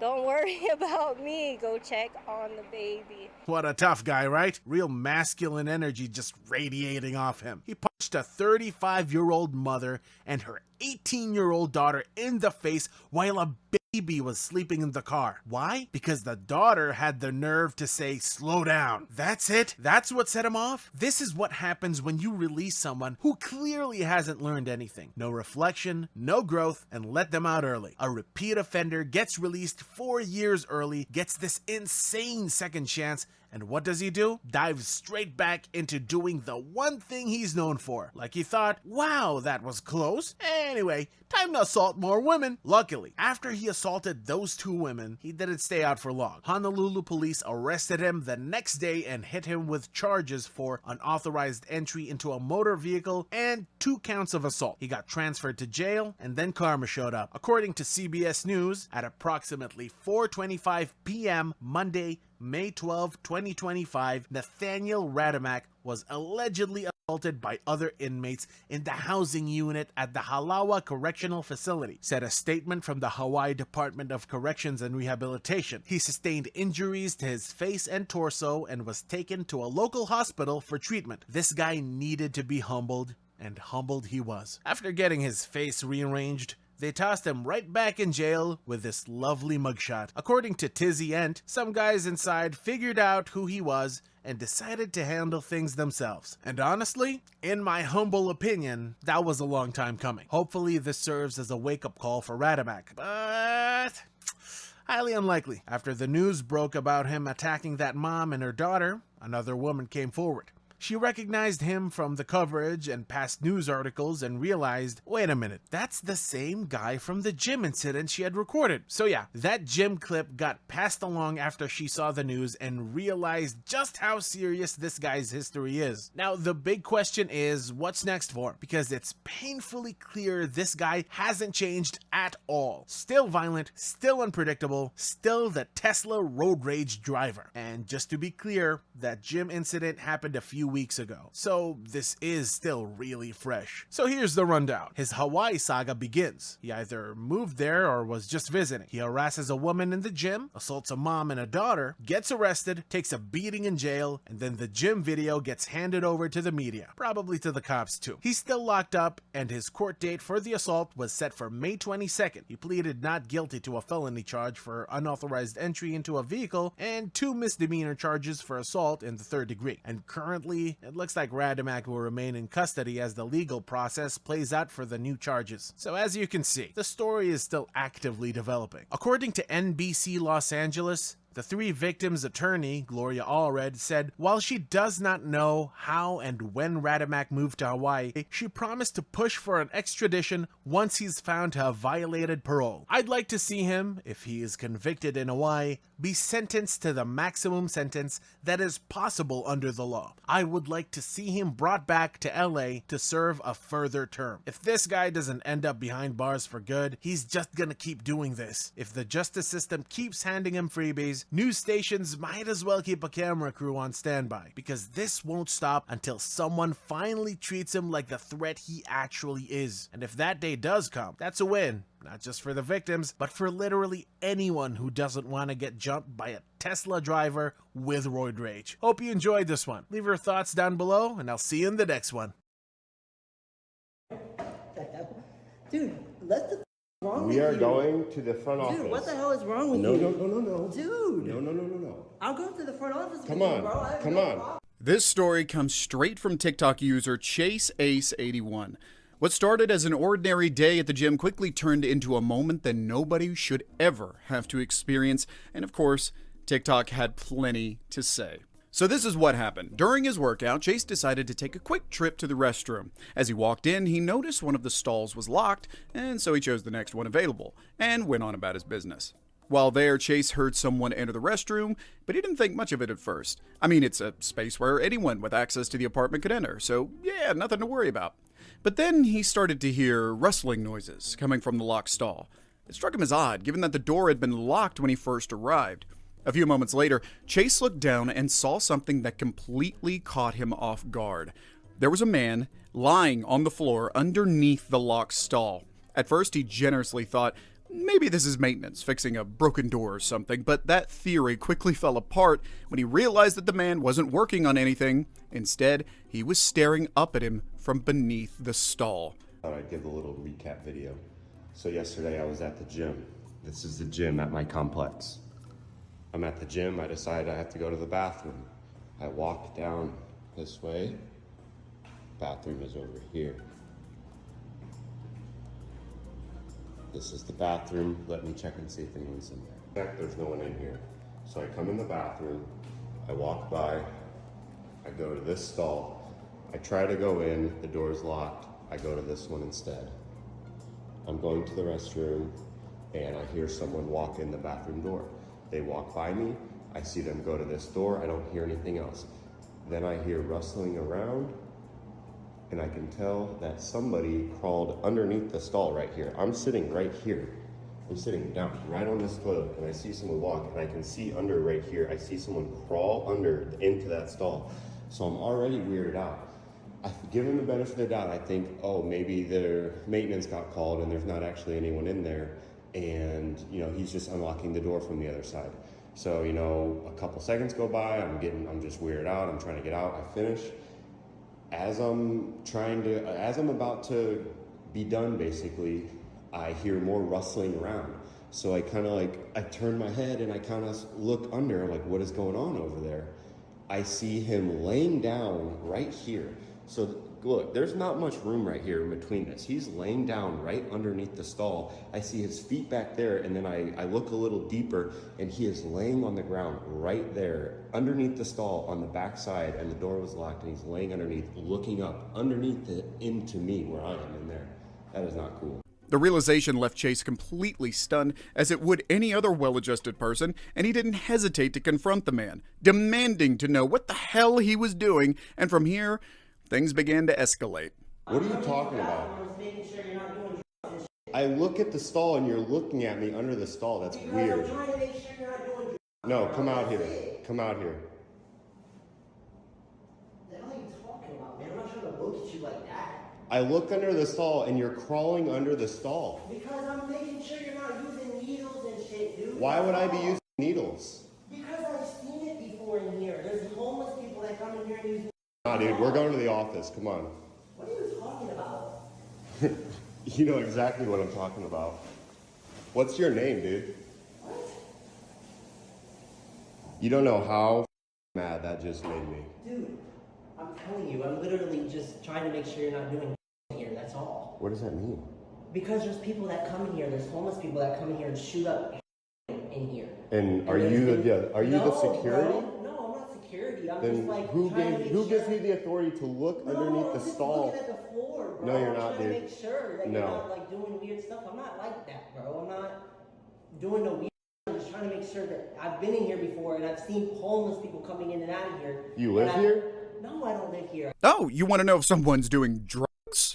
Really? That's the best you've got? Listen, if you're that curious about what's happening inside a locked stall, maybe you should stick to your own business next time. And let's be real, what kind of sane person crawls on the floor of a public restroom just to check for drugs? Just stop with the facade and own up to your actions. Also, I don't even want to imagine the germs he picked up from down there while trying to look at someone's private parts. Disgusting. And what the Because I have some other friend that lives here, dude. That's it. I was invited Come over. here, let's go. Come on. I'm not following Yeah, you are. Dude, what the f wrong with We you? are going to the front office. Dude, what the hell is wrong with No, you? no. Dude. No. I'll go to the front office Come with on. you, bro. I have Come no on. problem with Okay, that. then. That's fine. I don't. That's all we're doing. I don't think you live here. I don't what know are who you you talking are. about, You bro? told me you don't live here. Dude, I live here. You said I you just live don't next know door. You either. Go. That's it. Go. That's it. You told me you don't live. Where are you going? You said you'll go to the office. The office is this way. No, dude. No. Dude, you are a fucking creeper. Run, run, little man. It's a shame your face isn't going to be running from the internet anytime soon, though. Also, wasn't he just saying he was ready to go to the office? So what changed? Why is he suddenly bolting like he's in a relay race?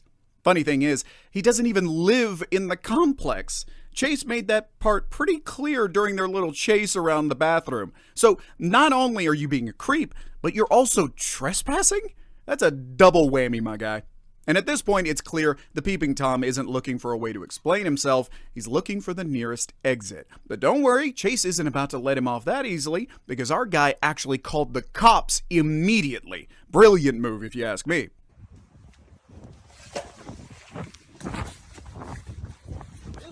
Can't outrun me. I'm following you. For what? Come on. I'm For calling the what? cops right For now. what? The hell is wrong with you? The f is wrong with you? I'm trying to make sure you're not using drugs. Chase keeps pressing him for answers, and the guy just keeps digging a deeper hole. What the hell is wrong with you? Leave me the f alone. How can you be saying what's wrong with me when you're looking underneath the stalls? You, dude. Who are you looking at then? Whoever's there? It doesn't matter. You're just a random person in the bathroom. There's never anybody in there. That's it. And the only people I see is homeless people going in. You don't and out. even live there. Yes, I do. What apartment You building? don't need to know my apartment building. That's none of your business. I don't even know your name. I don't know nothing about Go you. back to the office with me. Nobody's Why not? following you anywhere. Why not? Because why? I don't know you. Why don't you want to go back? Do you think what you were doing was right? No, obviously Don't get hit by a but car. I'm not getting hit by a car. Obviously, they're gonna stop. You're gonna Dude, like follow me the whole time. Yeah, dude, I called the cops already. I did. I didn't do anything. You're looking at me underneath the bathroom stall in my apartment complex. I'm crazy? What do you mean?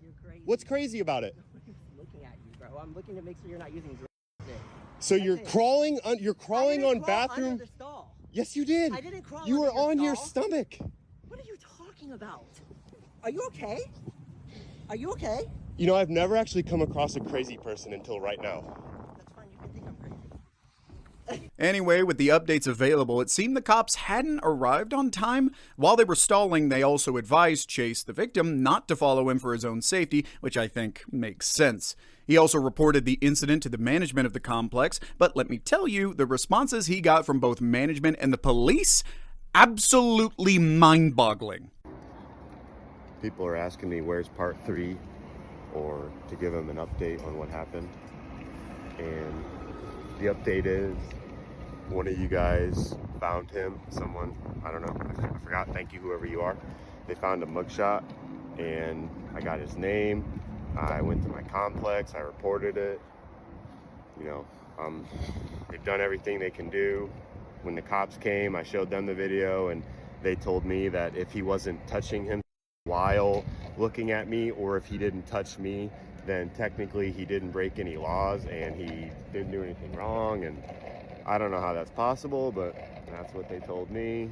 So yeah, I guess my complex told me that if he comes back, he'll be trespassed immediately. And they called his friend. They know who his friend is, who apparently lives here, and told him that if he comes back or if he invites him over again, that he will be trespassed immediately when he is seen on the property. So, yeah. Hey, you know what? Let's start with the management. Yes, I know they promised to take action if the guy ever showed up again. And by action, I mean they'd trespass him, which, sounds nice in theory, but here's the kicker. All they did is call his friend who lives in the same complex and basically told him, hey, don't let your creepy buddy back here, okay? Yeah, that's their grand solution? A courtesy call to his friend? Come on, you can do better than that. But the real jokers are the police. With the footage and evidence right in their faces, you'd think it was an open and shut case, right? Wrong. According to them, no laws were broken. Apparently, unless the guy was making physical contact, his little crawling under stalls hobby isn't technically a crime. You have got to be kidding me. Crawling on a public restroom floor, trespassing no less, and peeping at someone who probably could have been butt-ass naked isn't illegal? Okay, and what if a girl was in the bathroom instead of Chase? Someone please explain the logic to me, because I'm struggling over here. But speaking of struggling, apparently the internet didn't struggle as much to identify exactly who the Peeping Tom was. Let's return to the video we just watched. Yes, that's our Tom, and that's a mugshot. Apparently, he has a criminal history, including a battery charge. Our Peeping Tom wasn't just caught on camera, his identity was uncovered, and let me tell you, TikTok detectives didn't hold back. At first, all we had was his creepy behavior in the video, but thanks to some sharp-eyed users in the comments, someone managed to dig up his mugshot, and now we know exactly who this guy is. Meet Stefan Tyler Richards. Now, you're probably wondering, but Chase blurred his name. How did we find him? Well, if you check the booking date on the recently booked website, you can see his full charge sheet. Talk about public accountability at work. Now, if that wasn't enough, people also managed to find his Facebook account. But the interesting thing is, before you could even hit the Add Friend button, guess what? He deleted his profile. It just goes to show how fast the internet works when it comes to outing creeps like this. And for that, I'm genuinely happy. And while I would have loved for creators like that Dinesh guy or TZNT to expose him too, TikTok users clearly didn't need any help. They handled this one all on their own. Speaking of internet detectives, of course, this saga blew up on TikTok, and the comments had users calling this guy's actions vile, unacceptable, and downright creepy. One comment that stood out to me said something like, "He was way too comfortable crawling on that restroom floor. This can't be his first time." And honestly, I agree. The audacity and ease with which he pulled that off? Yikes. Anyways, guys, that is all there is to the Peeping Tom story for now. If the story develops, I'll keep you in the loop. Until then, stay safe, stay aware, and let me know in the comments how you would have handled this situation. Thank you so much for watching, and bye for now. Touch me one more time. Touch me one more time. One more time, bro. I'll post it on TikTok for your information.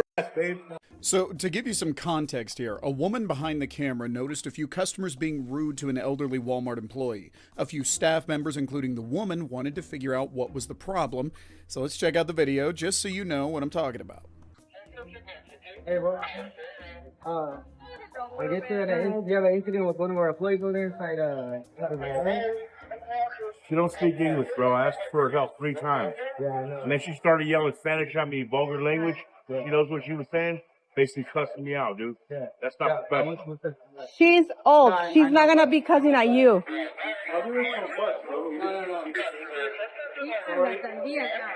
And I'll post it on TikTok. No.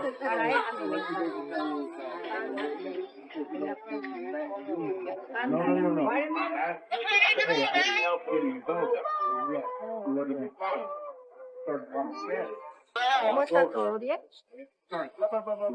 Pointing at me, screaming at me in Spanish. Telling me, cussing me out. I just need help getting this belt out. So she finally pulled it out, give me with this, and this dip. So if anyone you should be talking to her about it, bro. When talking smack to a customer, I don't know why you put me to the side, bro. Go call her. Go call her and see if she was talking smack. And who are you? None of your business who I am. Okay, then. Don't even worry None about of your it. business. Hey, don't touch me, bro. Touch me one more time. Touch me one more time. One more time, bro. He's a minor by your I don't give a information. shit. You want to Okay? put a hand on her Okay. ass, man? Put your hand And you on want me, to bro. scream at an old lady? You want to scream at her? You, fat ass. Get out of here, man. You, bro. All you motherfuckers, bro. You. You came to me wrong. I'll post it on TikTok for your Man, whip information. her ass, babe. I'll post it on TikTok. Okay, well, they need to learn how to speak English, bro. Seriously. This, I feel you, though. I feel you. No, but hey, next time you want to call someone away from this trash right here, bro. Yeah. It's not cool. Okay, so next time you want to call me, let's go man to man outside together.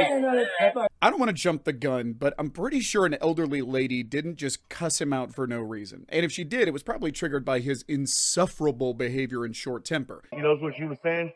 Basically cussing me out, dude. She was basically cussing me out? But how would you know if you didn't speak Spanish? Those are just assumptions at that point. If she had actually said any real Spanish cuss words, the guy would have definitely noticed and started freaking out, yelling, "She said this, she said that," because most people recognize common Spanish cuss words. So yeah, I'm not really buying it. Go call her. Go call her and see if she was talking smack. Who are you? Then, after blaming the elderly woman for a while, when the moment comes to actually asking the elderly woman if she was talking smack, all of a sudden, big tough guy energy comes in asking, "Who are you?" Okay, we're suddenly changing the conversation, I guess, here. Something tells me it's because you know you're full of shit. Best part is, his wife or partner speaks Spanish, at least to some extent, so the fact that she could have resolved the situation peacefully but didn't speaks volumes.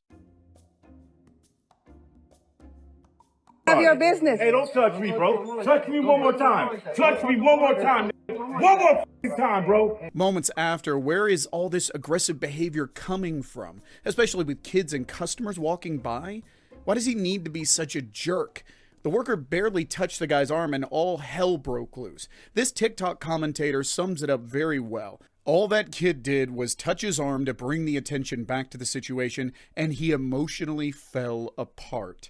So, ironically, now he's the one hurling cuss words, but also dropping the N-word and borderline assault a minor.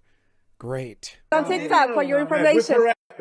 Whoop her ass, babe, is like peak trash comedy. Of course, it didn't take long for this to blow up online, and with the internet fame comes consequences. Dean Mares and Dominique Garcia.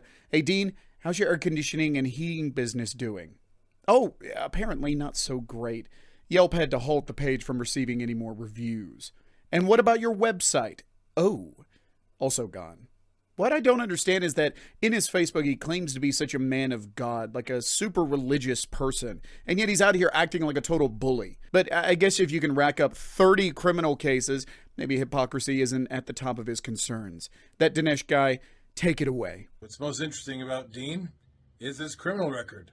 Let's go through it. Speeding, faster than reasonable, criminal trespassing, 3rd degree, remain unlawfully on property, not specified. There's another crime he did. He wasn't specifying enough. Speeding, more than reasonable and prudent amount. Exceeding 85 miles per hour while speeding. Speeding greater than reasonable and prudent. Yep. Probation violation. FTA written promise to appear. Not specified again. A kidnap, death, injury, sex, aid, felony. Assault, intent, reckless injure. Contractor advertising violation. Engaging contracting without a license. Speed, reasonable, and prudent. He speeds a lot. This guy should not be driving. He should have his license taken away. Cruel trespassing, 3rd degree. Again, remain unlawfully on property. Driving with driver's license did get suspended, and he drove without it. So I guess that didn't help. Red light, failure to stop at red light. Remain stopped or remain stopped. Local charge. No current registration. Failure to produce evidence of financial responsibility. Lap and shoulder belts required. Local charge. Assault intent, reckless injury. It's assault intent of reckless or injury. Drive one lane, driving down a one lane, unsafe lane change. Driving one lane, unsafe lane change, not specified. While running a red light and speeding. You walking disaster. How dare you talk back to anyone? Nobody's pinned down an actual employer for him, which suggests he might be fully self-employed. Well, good luck finding new clients in Phoenix, Dean. You basically signed your own pink slip the moment that camera started rolling. What? That's what? That's what I thought. Get the car, you little skinny. Yeah. What? You just hit him. Thank you for recording, sir. Thank you so much. Thank you so much. Man, call the police. We finna get these. What the? Instead of me explaining, let's take a look at the TikTok the girl behind the camera posted so you can get the full context. So we was in the parking lot to Chicken Go. We just came from Dollar Tree. And my friend had spilled his drink on himself in the car. The parking spot next to us was empty. So he opened his door. He's swiping the ice out the car. He mad as hell. He like, damn, I just spilled my drink, this, that, and the third. He talking to us. He just talking. You know how people get when they get mad. Then a car pull up, but they can't get in because my friend got his door open. So they waited till my friend closed the door. My friend closed the door just a little bit. And then the other boy, he got out the car. He like, excuse me. The other one with the champion shirt on, he like, excuse me. He being nice as hell. And then my friend just said he's screaming about the spilled drink. He's not even talking to nobody. We just came from church. Nobody's finna touch these white people. Like, come on now, make it make sense. We are black. Actually, I'm white. I called the police. Then my friend steady cussing. So the other man, the taller one, he got out. He like, what is so goddamn? Who the hell you talking so? Like a rep dog. We like, hold on. I ain't thinking nothing of it. I'm just thinking this is another white man. Like, we not thinking nothing of it. Da, da, da. So my friend go to the trunk, cause he you know, he got towels in the trunk, so he trying to get the towel to wipe off his spilled drink. The white man get the getting up in his face. We think he finna walk away. He get the getting up in his face. He like, pull the gun out. Pull the gun out the car. Pull the gun out the car. Yelling, screaming, causing a scene. We like, wait, we don't got no gun. We just came from church. Like, what? We like, cause that's why it caught us off guard. That's why we ain't start recording right there, cause we so in shock. Like, is this really happening? I ain't never had no racial encounter like that. And these are 2 men. What y'all really want us to do? It's 2 girls and 1 boy. And the boy, we trying to get him to not go to jail, because we know if anything happened, this shit can be flipped on us at any point. So then he pushed my friend. My friend grabbed a little black pole with a sharp end on it, because they be working on cars. So they be having like tools and stuff. So he pulled out that little black thing. That's what the man was talking about in the video. He like, you get that little black thing. So he pulled it out, and you know, the white man started walking towards him. This, then the third. My friend in the middle, like, this not finna happen right now. My friend on probation, we not doing that. So then he pulled out a pocket knife. A pocket knife? Is you cool? You wanted us to shoot you? If we did have a gun, you wanted us to shoot you. Cause you had a knife. What was you? It's like he was waiting to start something with somebody, and we ain't the ones. I ain't gonna lie. I ain't the ones. I don't play with the police, and I don't play them type of racist games. This is Alabama, baby. You know they're gonna take their side. So he pulled out the knife. I immediately called 911. I said, yes, sir. This man got a knife. This, then the third. Like, I need, come on, bring dispatch. Da, da, da. So I'm on phone with 911. I'm telling them the description. That's when they walking away. They're walking away as I call 911. And then we got the license plate. The license plate was right next to us. It's in the video. It's the little Mustang. It's right next to us. So the police stopped them immediately. They pulled them over immediately. And we told them what happened. We pressed charges on them. What y'all wanted us to do? For real. Like, honestly, it happened so fast, and then nobody got the part where he pushed my friend. So if it was their word against ours, whose side do you think they taking? And then you gotta think about it. Y'all gotta be smart in these situations. And then y'all in the comments like, oh, y'all better than me. We already know how this should go. Like, come on now. But we just not, he's on probation. Why are we finna touch these people? For what? If he already got a record, who they believe in? Honestly though, for real, y'all gotta be smart about this. Be smart. And nobody caught that he pushed my friend first on camera. And all the surveillance cameras are pointed towards the businesses. So it wasn't no cameras pointing towards nothing. Like, we didn't have no evidence, no proof. So then what? If we would have killed them, then what? So we immediately pressed charges. Dispatch came. We pressed charges on them. We can get a warrant out for their arrest today, tomorrow. It was Sunday. Come on now. We just came from church. Don't nobody... y'all keep saying what y'all would have did. Okay. Okay, then go do it. Please. When a white man come up to you and then you're in jail because they took his side over yours because there ain't no evidence. Oh, keep it like that. So yeah, she uploaded the clip on TikTok, likely figuring that a police report alone wasn't going to cut it, and internet detectives did their thing. So the one on the left is Brent Jones, who works at Bill Penny Toyota, and the other one is Spencer Wooster, who is apparently unemployed from the looks of things. Oh, and remember that guy calmly recording the whole ordeal? Apparently he gave an official statement too. Thank you, upstanding citizen. Internet detectives forwarded this to Bill Penny Toyota, where Brent works, and the company responded with a statement. We all know what that means, right? Attention, please. At Bill Penny Motor Company, we hold ourselves and our team members to the highest standards of integrity, professionalism, and respect. Recently, concerns have been raised regarding the conduct of Brent Jones. After careful consideration, we want to clarify that Brent Jones is no longer an employee of our company. Our mission remains, our company exists, to enrich the lives of our employees, customers, and communities we serve. This is achieved by having a servant leadership spirit and following our company's fundamental characteristics. If you have any questions or concerns, please feel free to reach out to us directly. That's such a strange statement. Servant leadership spirit. Very, very strange choice of words there. But what is also funny is that our unemployed friend has a criminal record too. We even have the pleasure of sitting through every single hairstyle that Spencer's ever tried out. And I gotta be honest, they're all bad. I can't pick one because, I mean, the shorter hair looks better, but even then, you look like a dollar store Mr. Beast, so it's not worth it. Just try a buzz cut or something. I don't know, man. Good luck. Maybe a mohawk. It'll make you look taller, so maybe you'll stop being so rageful. Let's take a look at Spencer's criminal record. Traffic violations, missing court dates, just, pure laziness.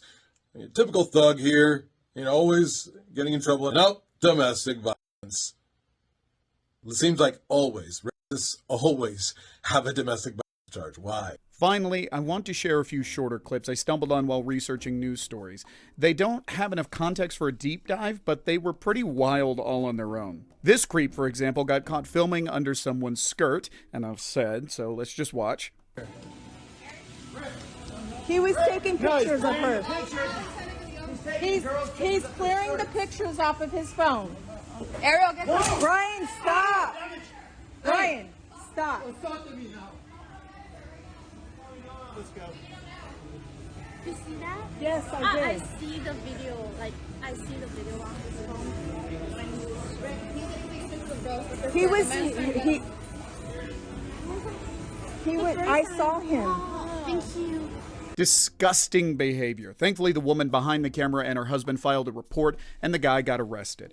Not much more info beyond that at this point. Check out this next nutcase. She'll probably blame not having her morning coffee when confronted by her employer. Property, bitch. Your ice property. Call ice too, bitch. Call ice too. I can't wait for y'all to get fucking the. You need to get.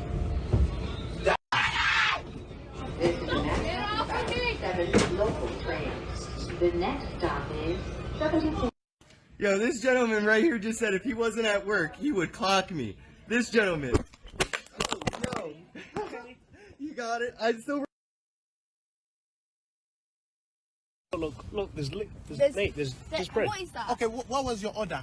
What was your order? It was a burger with nothing in it. What does that look like to you? A burger with nothing. Bread. There's a what? Let me pass me the box. Pass me the box. It's just like bread. It says plain. It says plain. Yeah, plain. Yeah, that's plain meat. That's no. You say you ordered the burger with nothing in it. Yeah, is that right? Yeah. Okay. Yeah. So is the burger something or nothing? The burger is something. Yeah. So this is the burger with nothing. The meat is something. Mate, Are you not understanding? I can't eat that, bro. Yeah. There's literally. You ordered the burger with nothing inside. There's nothing inside. Why are you complaining? Why does she look surprised? You got exactly what you asked for. A burger with nothing in it. Stop acting surprised. And lastly, we have the scum of the earth, a porch pirate. Give me the stuff that you took. Don't act stupid. My friend literally called me and told me that someone had just passed by. Give me that shit. Everything that you took. Why you baby taking mail for? Not even what the you gonna do with this? No. Everything else. That was it, dude. That was Give me everything else. That was all. Let me see the other bag. This is not yours. Let me see the other bag. I gave you what I did. Let me see the other bag. Let me go. No, let me see the other bag. Where's the other stuff that you took? The other stuff is okay, not and yours. I'm pretty sure it's not yours either. So give it back. Not everything was just not. Give me everything else. Give me everything else. I was wrong for that. Give me everything else. I'll give it back to the fucking people. You shouldn't be taking other people. I don't need you to be doing this. If you want to call the cops, call the cops. I'll call the cops on you. Give me that shit. Give me everything else. I'd rather you just give call me the everything cops, else. okay? Like nothing else is your Give me friends. everything I else. promise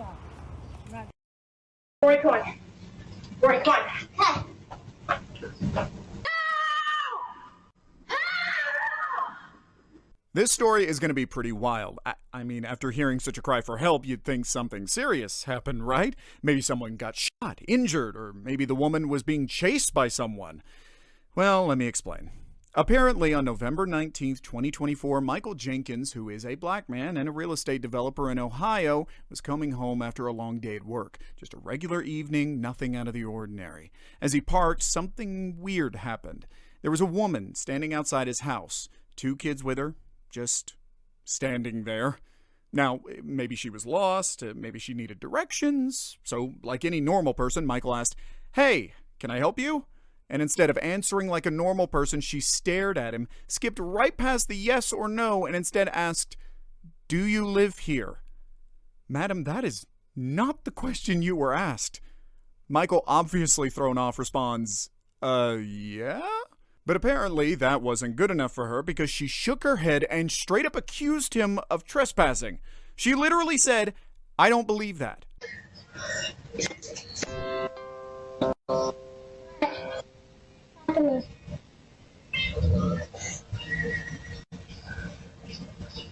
What's going on?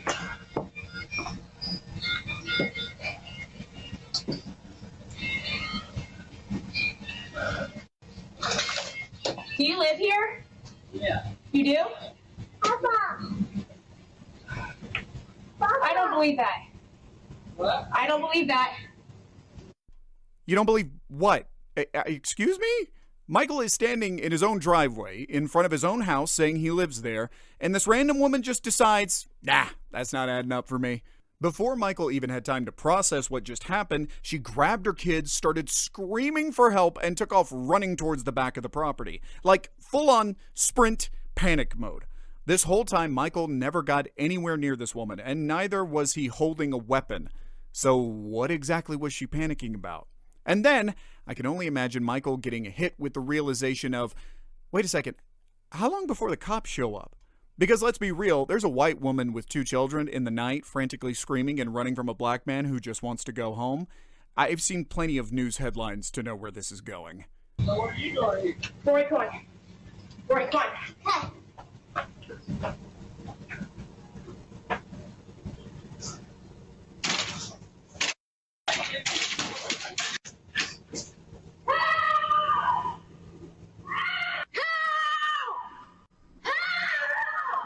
So, from what we know, this mysterious woman ran home, grabbed her husband, and told him that Michael was chasing her. That was the exact word her husband used. Chasing. Did someone come here? That was my wife. Somebody chased her up here. And she had her kids. Who chased her? She said somebody in the silver truck. There was a guy in a gray truck.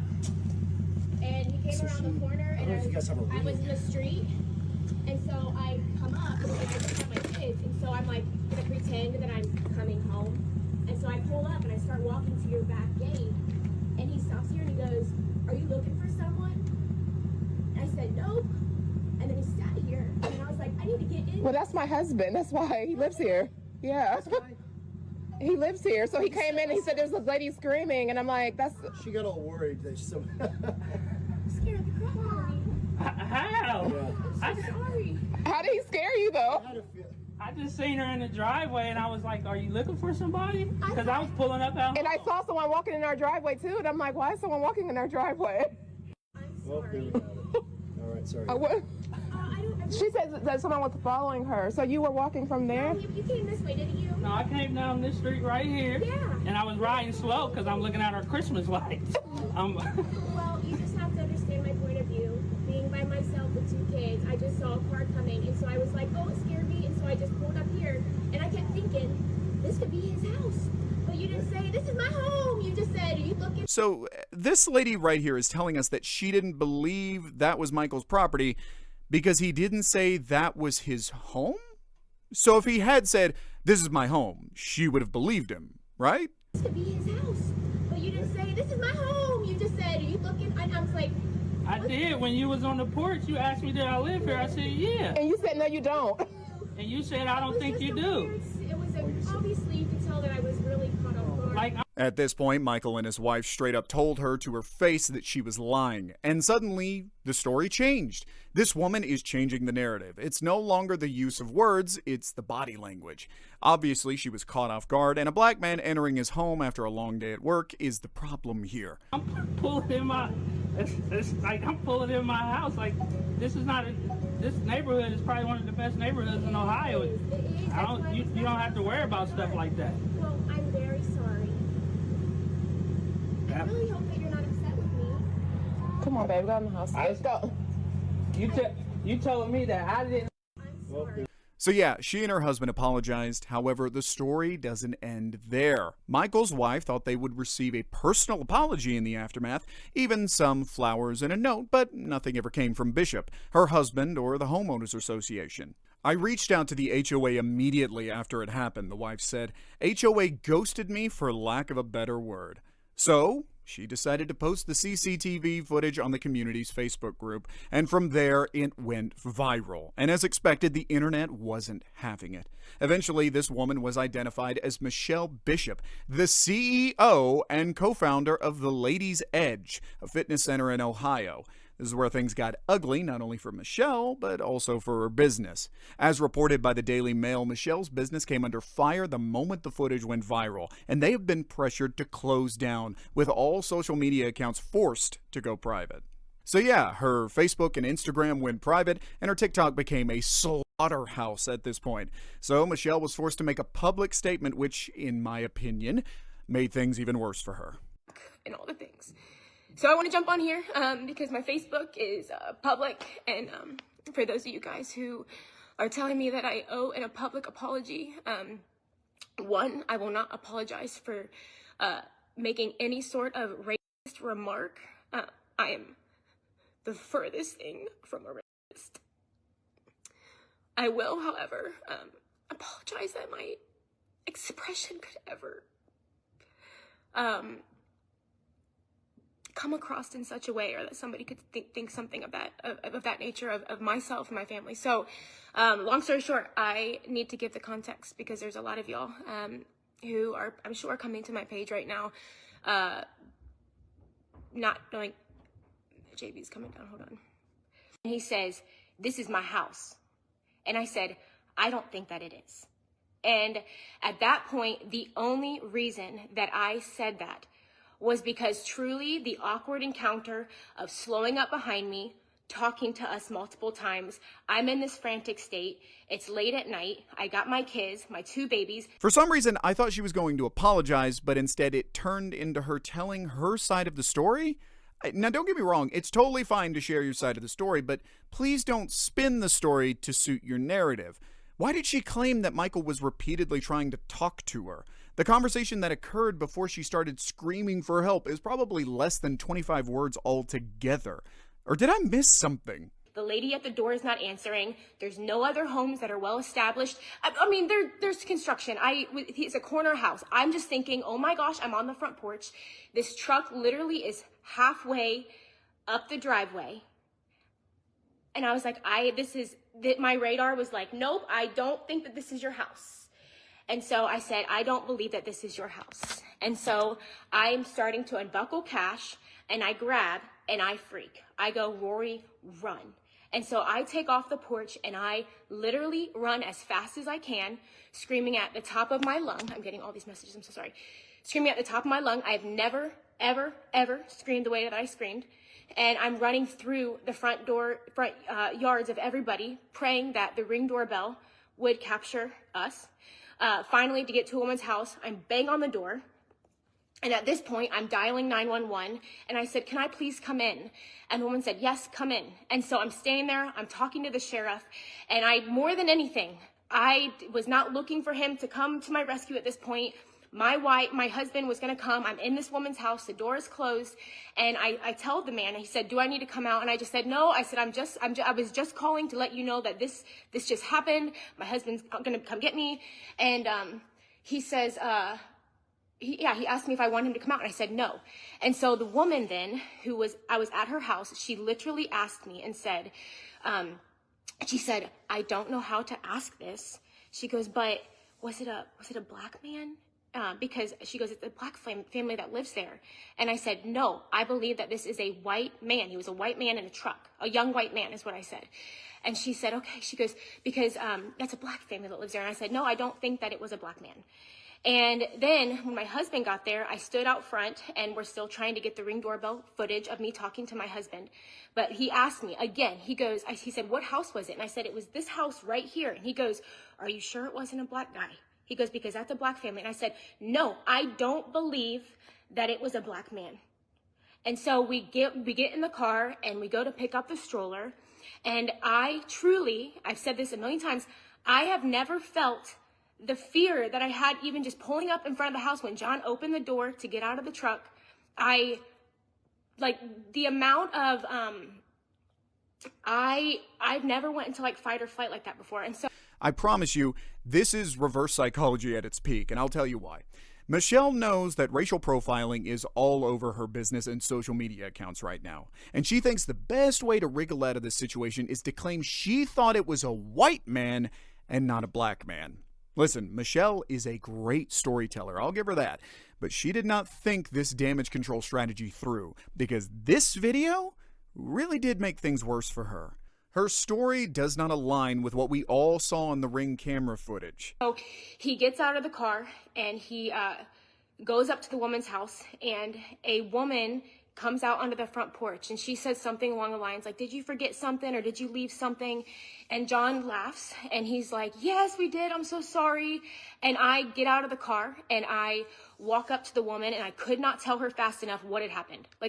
She walks out on the porch and I jump out of the car and I said, I said, oh my gosh, yes, there was a man. And John was the one that said a man was following her, chasing her, following her is what I said. I use the word chasing, following me.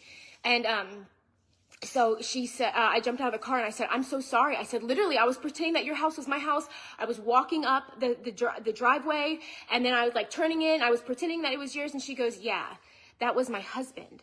And so he ends up coming out and he's like, I told you this was my house.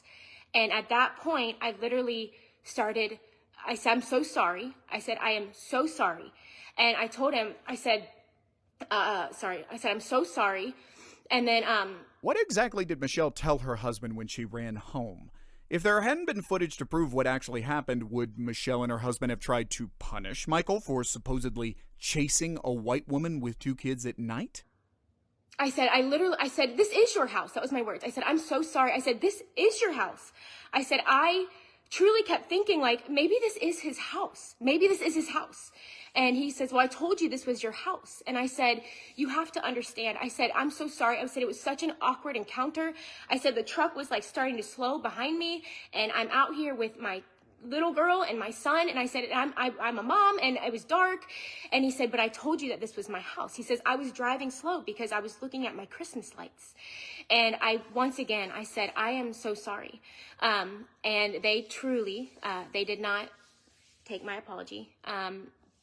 And that night, I went home. And so if you guys saw on Instagram, I shared the story twice. The only reason that I shared the story is because I was heartbroken and it was a really scary night. I've always shared everything on Instagram. And so that night, after that whole instance happened, I literally was sitting on the steps, first of all, and John kept trying to talk to me. I kept telling him I was so sorry. And I've never, just the panic. I literally could not come down from this fight or flight. From the time that I was at the woman's house to literally 30 seconds later, telling the woman that I was just followed, to the man stepping out on the front porch and it being his house. It was like all of these different emotions. I said, I'm so sorry. I said, it was his house. It was a misunderstanding. I'm so sorry. He was like, it's okay. I'm glad everything's fine. I was like, yes, it's fine. So I ended up, we went home, right? And then I went live again the next morning. And I have to tell you guys, I have been on social media long enough to know that there's a lot of scrutiny. And so by me going live, I did not think that I was doing anything wrong. I was sharing the story of what happened, better safe than sorry, how scary it was, just what I went through. That's the only reason that I went live. At the end, I talked about how I felt stupid and how this couple, twice I apologized and nothing came of it. It wasn't until about 2 weeks ago, maybe a little less than that John was sitting in the living room, and he called me the day prior, and he asked me a question about, did you ever say, he said, did you tell the woman that he was black? And I said, no, I told her that I thought he was a young white man. He's like, I thought so. And I was like, that was really weird that he called and asked me that. So the next morning, I was doing my morning reading, and he sits down in front of me, and he's like, we have to talk. And so he told me that there had been a letter floating around our neighborhood that had been posted in our mailroom that had said something about a racist profiling in the neighborhood. And so, of course, you throw racism into the mix, it gets really yucky. And that was the furthest thing from what it was, to the point of literally, we have a handwritten letter from the woman's house that I went to. I'm trying to get the Ring doorbell footage of me standing on the porch telling John when he asked, you know, are you sure it wasn't a black man? And I said, I think it is a young white man. But she wrote a letter. She was like, I'm happy to speak on your behalf. You absolutely told me that you thought it was a white man. And so we had 2 days in a row, the letter was posted in the mailroom saying that there was a racist profiling, not mentioning our name, but it was in reference to that night. It was taken down 2 times. And then I believe there was an email sent to our followed 20 minutes home, and my car was broken into when I was at the store. And when I was a little girl, we had a man banging on our door and helicopters hovering over our home.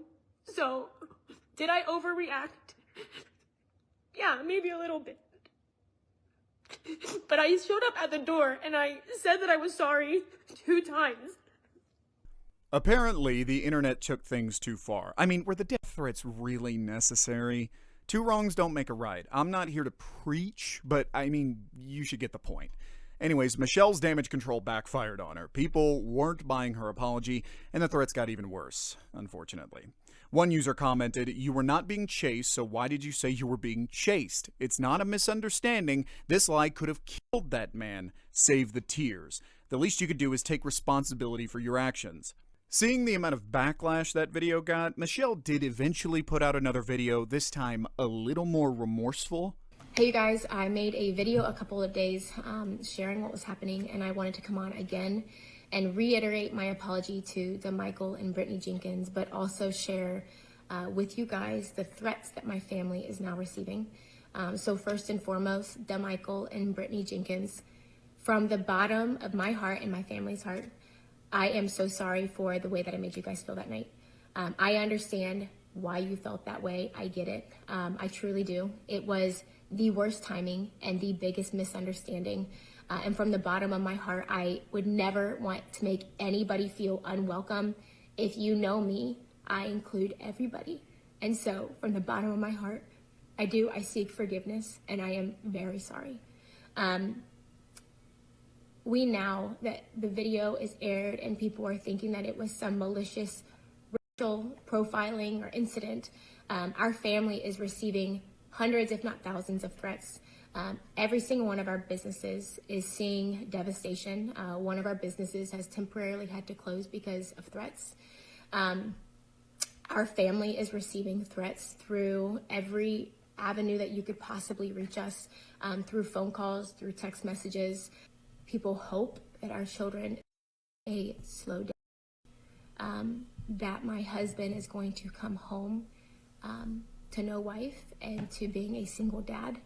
Now, this looks a little more genuine. However, according to Michael and his wife, Michelle never personally reached out to apologize, which raises the question, is she actually sorry, or is she just trying to save her business? Let me ask you this.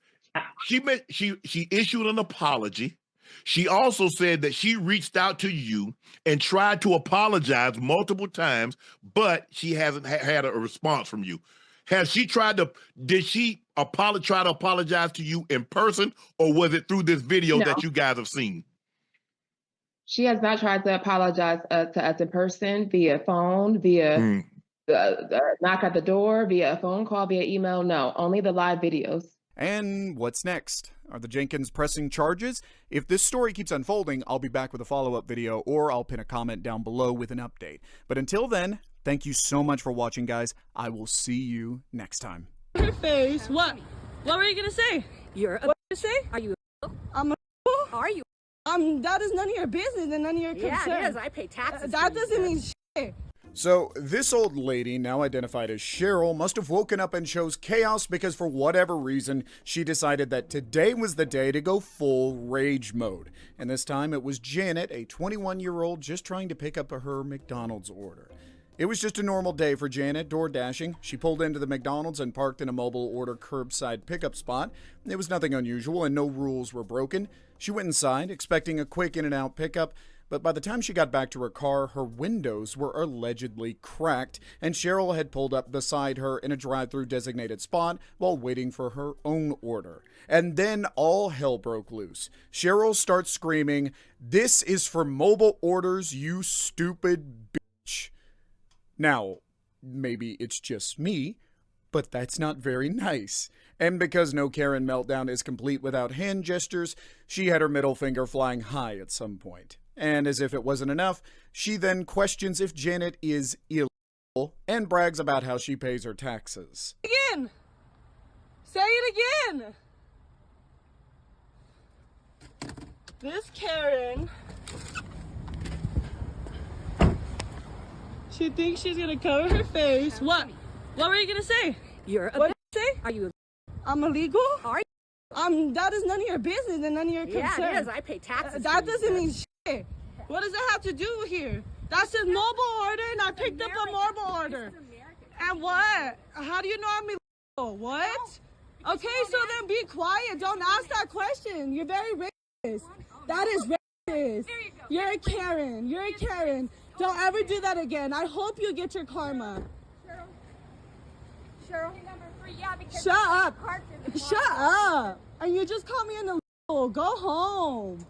Go home. Get your license plate. Miss Girl here wants to be racist.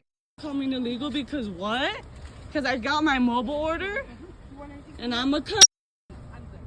What?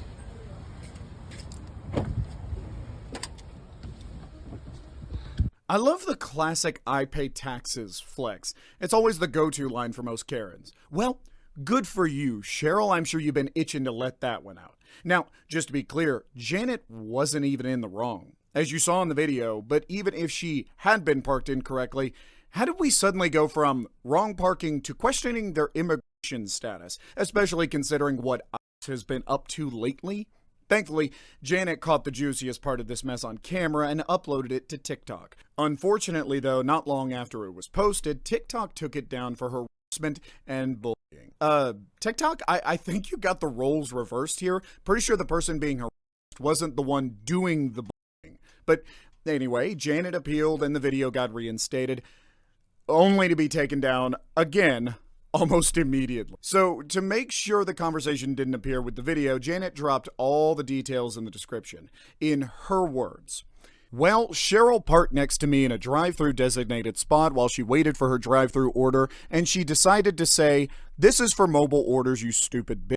I responded, 'I'm sorry, I just picked up a mobile order.' She then proceeded to say, 'No, you're not. You're just lazy and a damn cunt,' and asked me if I was an illegal.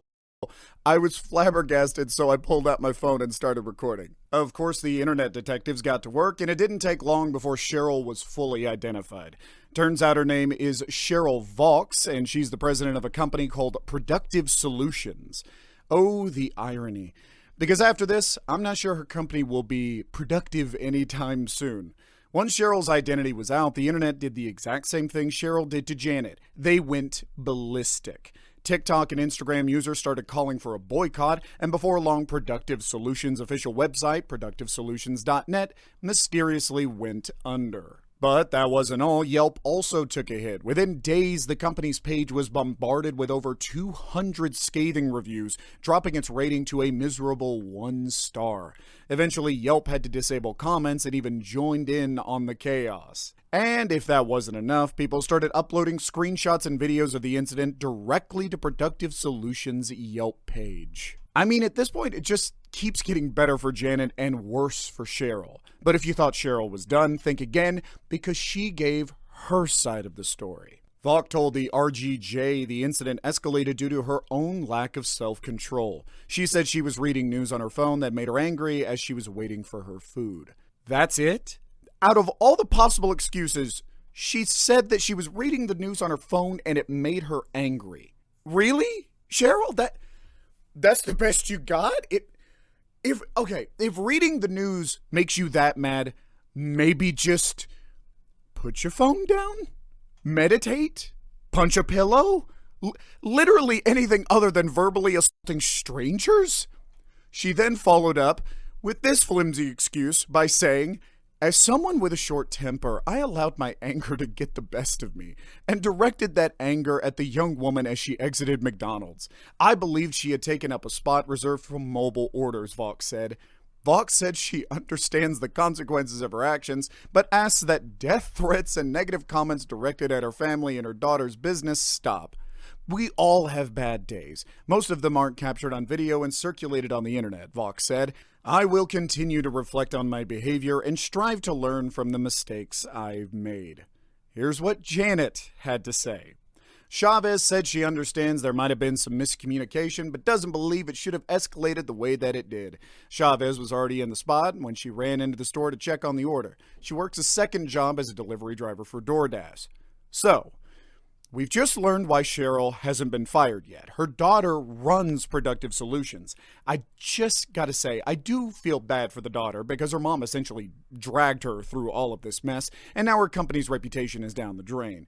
But speaking of getting fired while Cheryl dodged a bullet, our next Karen in this video wasn't as lucky. I don't give two shits that families are being separated if somebody's getting deported. I actually find it hilarious. It gives me a great deal of comfort. I'm actually laughing at you that you're sitting there crying for attention. Okay.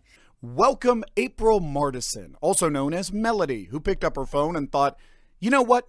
Let me post the worst take imaginable. She called people subhumans. Then, for the grand finale, she said anyone crying about deportation should just go with them. Let's just take a look and you'll see what I mean. I don't give two shits that families are being separated if somebody's getting deported. I actually find it hilarious. It gives me a great deal of comfort.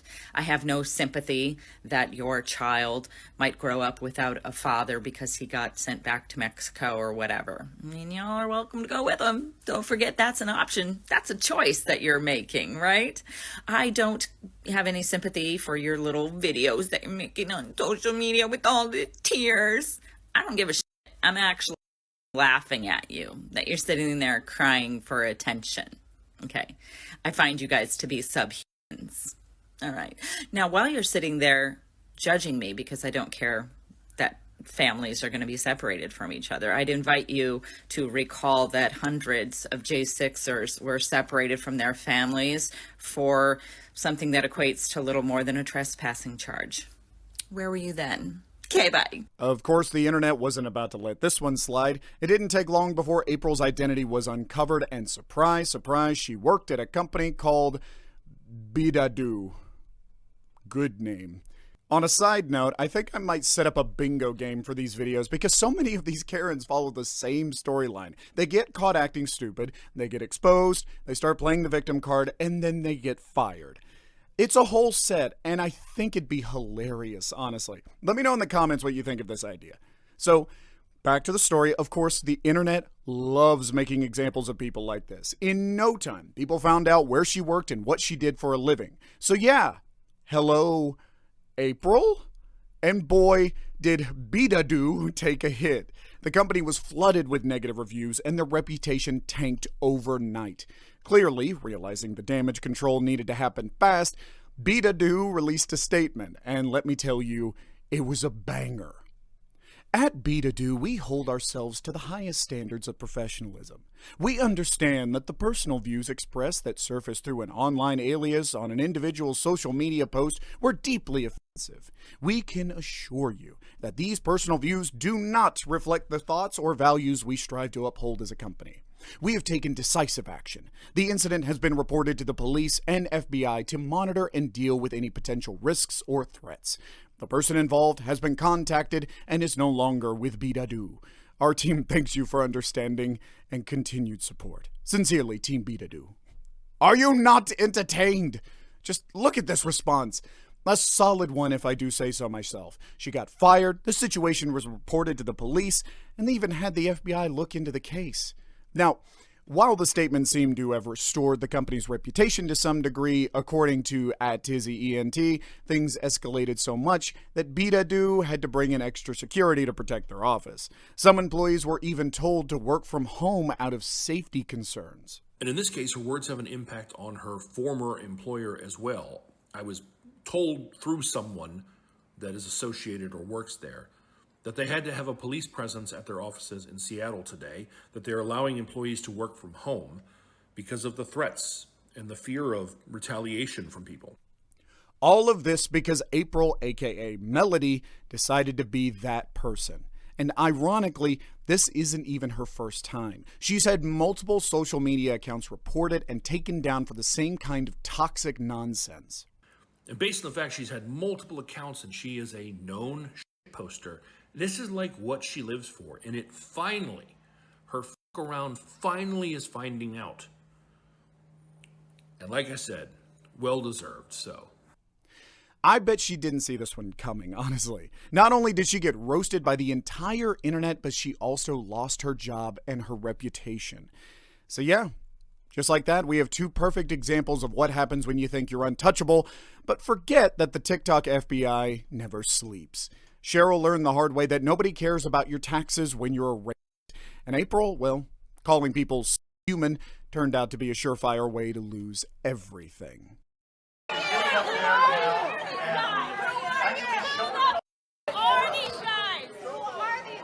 So, what exactly went down at this Idaho town hall meeting? How does someone get dragged out of a public meeting without anyone stepping in, as we just saw in the clip? Well, it was supposed to be a regular town hall moderated by Ed Bajarena. Sorry if I got your name wrong, by the way. You know how these things go. People speak, opinions clash, sometimes things get heated, but that's normal. Except, apparently, the Kootenai County Sheriff, Bob Norris, decided that disagreeing was against the rules. At some point, he singled out a woman who dared to have a different opinion than the speaker, and instead of addressing her concerns like a professional, he personally tried to remove her. When that didn't work out, he called in backup. Not law enforcement, though. No. Just some random, unidentified, non-uniformed men. And just like that, they dragged her out. Women are dying. Ever since the Roe versus Wade, so doctors are protected against having to be forced to do abortions. All right, hold on one moment here. Okay, again, you folks who are just popping off with stupid remarks, you're not taking into account the people sitting next to you. There's a bunch of people that came here to hear them. There's an opportunity for you to sound off, but not right now. That's not a town hall. You're not smart enough to know that. You're just crazy people. And what we're doing right now is just pausing while we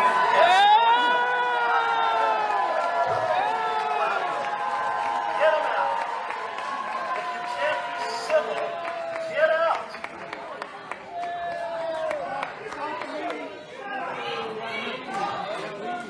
Get up or be arrested. So you know, folks, when our nation began, there was some really You're gonna arrest her?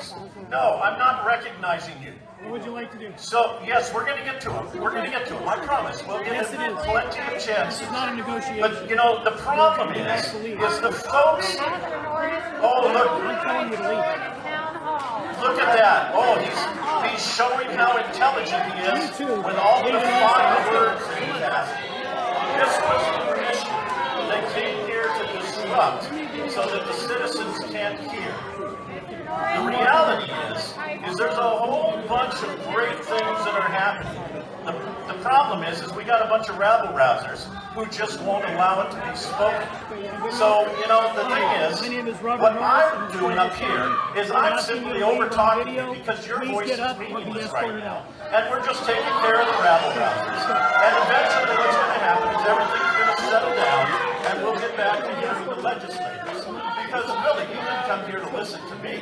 I just happen to have a nice loud voice and a big microphone. And I can talk over all of you. And I can just talk for on and on and on. And look at this little girl is afraid to leave. She spoke up, and now she doesn't want to suffer the consequences. Isn't that the problem that we're struggling with so many of the kids today? Is they want to behave poorly and then not struggle with the consequences. That is shameful.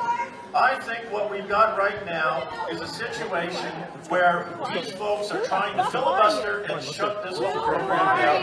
Unfortunately, they're being successful. So all of you who came here to hear the legislators, I applaud you for sitting there and quietly listening.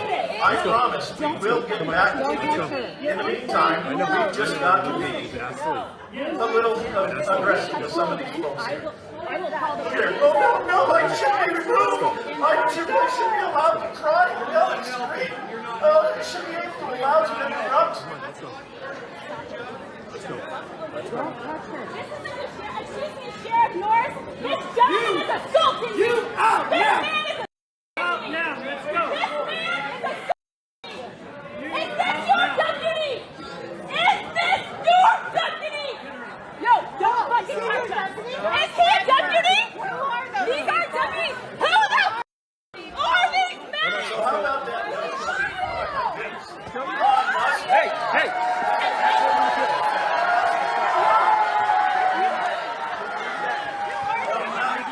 It's too bad that we have some 150-year-old Social Security recipients.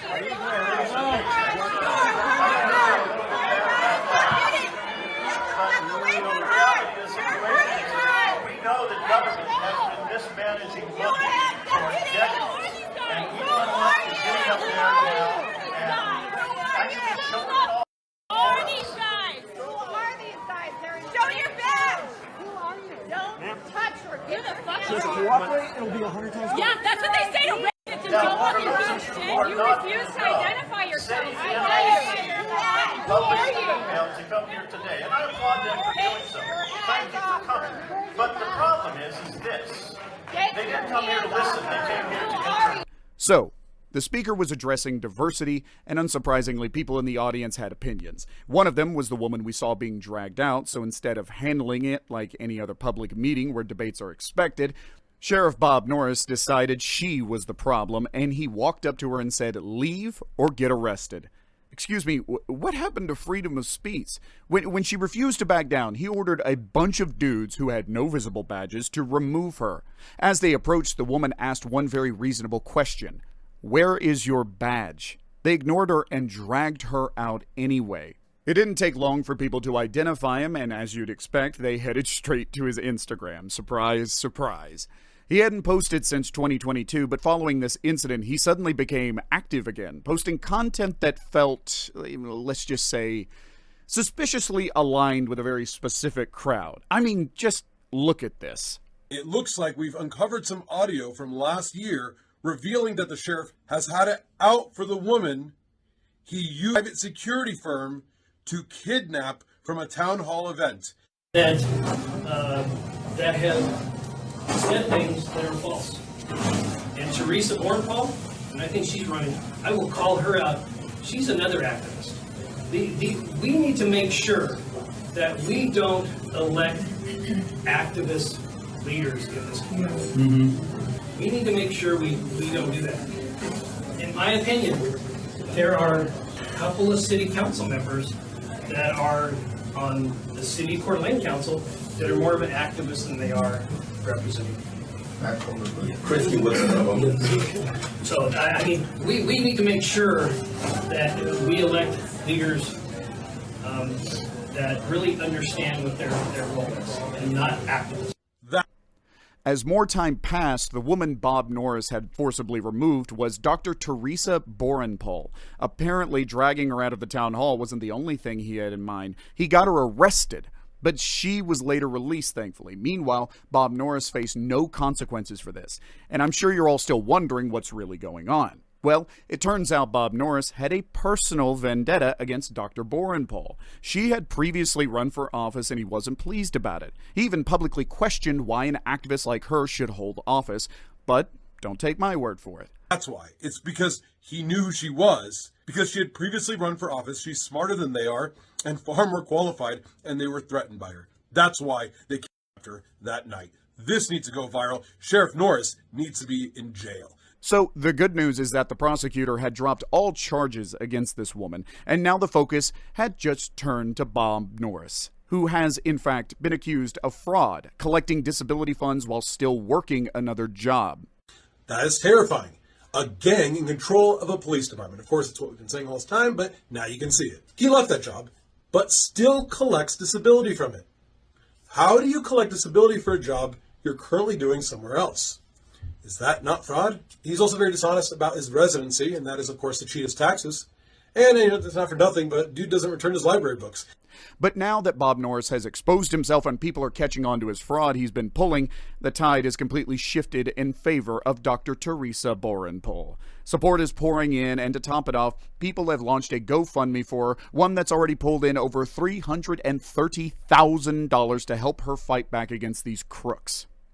And while things are looking up for Dr. Borenpol, Bob Norris's world is falling apart. Investigators started turning their attention to his fraudulent disability claims because, let's be real, if you can physically manhandle someone, you're most likely fit to work.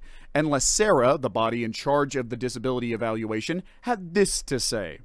LaSara's disability evaluation process involves a thorough review of medical records and examination by a board-approved doctor.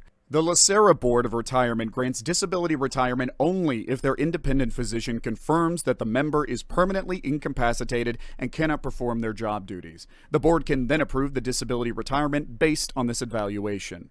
Now, the video we just watched, did that man look incapacitated? Yeah, I didn't think so either. And here's what the sheriff's office had to say.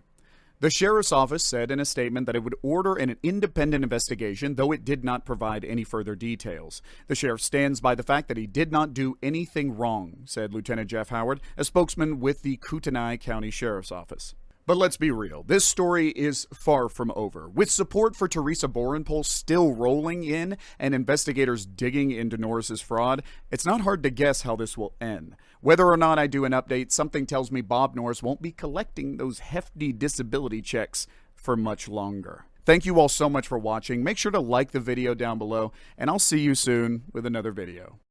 I didn't see what happened. I don't know, but I don't want you to be using that word again. I know that you're upset. We could offload you if you're going to keep saying those words. But you I was telling you what was being said. So apparently, Charlotte Chung, a voice actor of Diva from Overwatch, gets on a WestJet flight, right?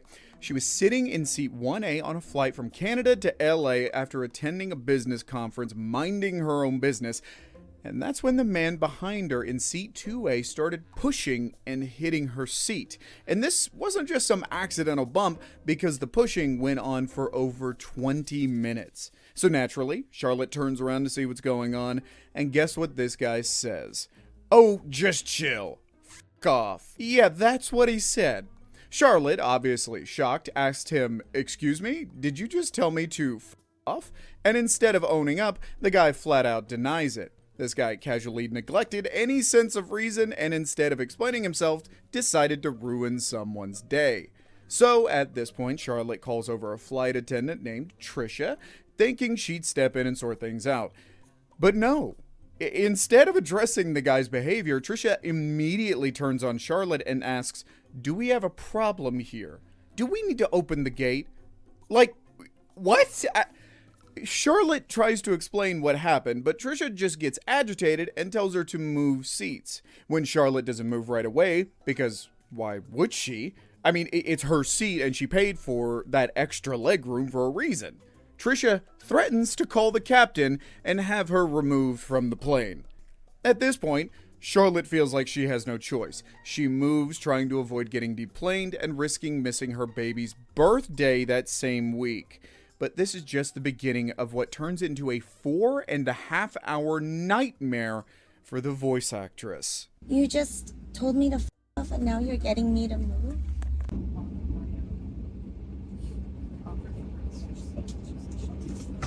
Am I getting moved right now?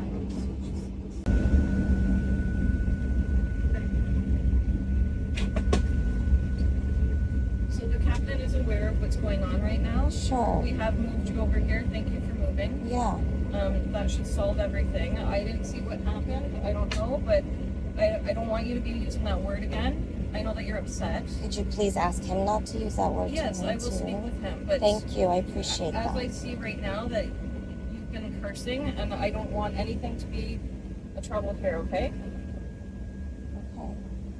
So he is aware of it. Okay. And we could offload you if you're gonna keep saying those words. Okay, are you gonna offer him the same situation? Well, he seems to be compliant right now. I didn't hear anything. As I am too, as I moved over here. Yes. Well, Yeah. thank you. And there's not gonna be any more issues, right?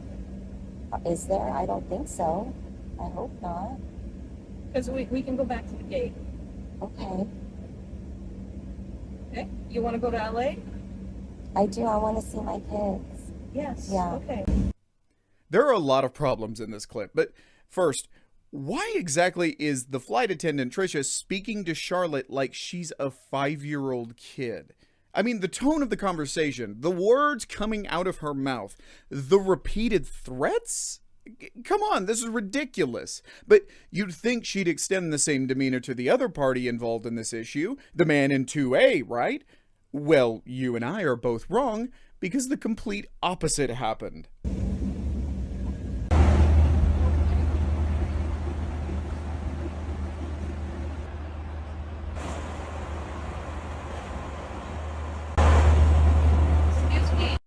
Yeah, we just saw the same thing. The same Trisha who was hostile towards Charlotte just a minute ago is seen giggling and wiggling her legs like a happy schoolchild talking to her bestie. Utmost professionalism, I must say. But it gets even worse for Charlotte from there on out. Trisha noticed Charlotte recording and confronted her. I'm going to read Charlotte's notes from this exact frame because it's honestly blowing my mind. I stopped recording out of fear. This is when she aggressively said, "Why are you filming? Why are you causing more problems?" To which I quietly answered that I'm not. She then blocks me from going to the restroom. I have to ask her several times to please let me go use the restroom. So what I'm getting here is that to Trisha, the man telling Charlotte to f off isn't causing any problems. But Charlotte recording the situation as evidence is? That's somehow the bigger issue. So we've exchanged photos today. I've got mine for my report that I'm going to be sending to you. Do you have a problem with me? Is everything okay? I do have a problem with I you was because you were the being one being irate. cursed at, and I was You were the one reaching out. cursing. I was telling you what was being said to me. I know, but you could. I was telling you what was being said to me. I was telling you what was being said to me. I was reaching out for help. I know, but we could have handled this in a more civil situation. How is it civil when I'm being cursed at? His own wife was looking at me like she was feeling bad. I heard you cursing. I was telling you what was being said to me, and I said, he's telling me to f off. I never said anything to him. He told me to f off.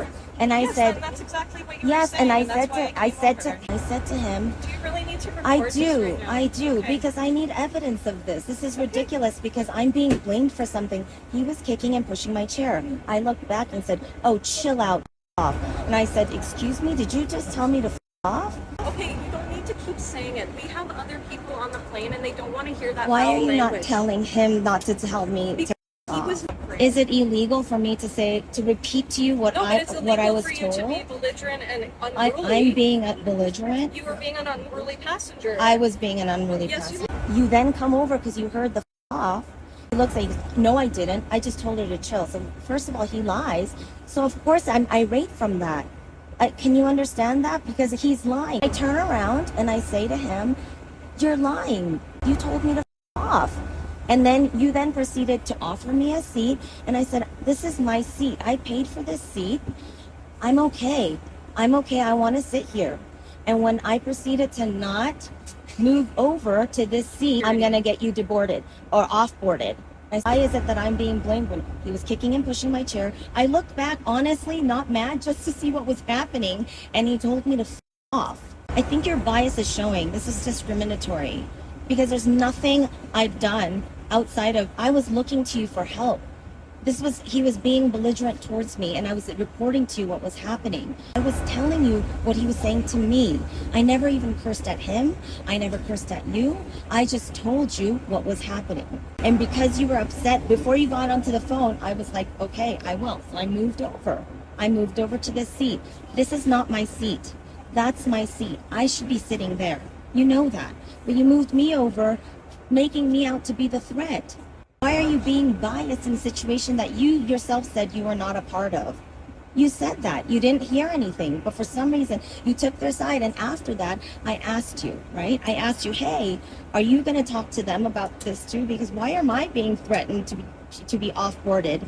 And you said yes. Later on, you go and speak to them. They touch your arm. You guys are smiling. You're having some sort of friendly conversation, which is obviously not the same type of attitude you had towards me. Happened. I asked his side of the story, and he said he was just trying to put something under the seat.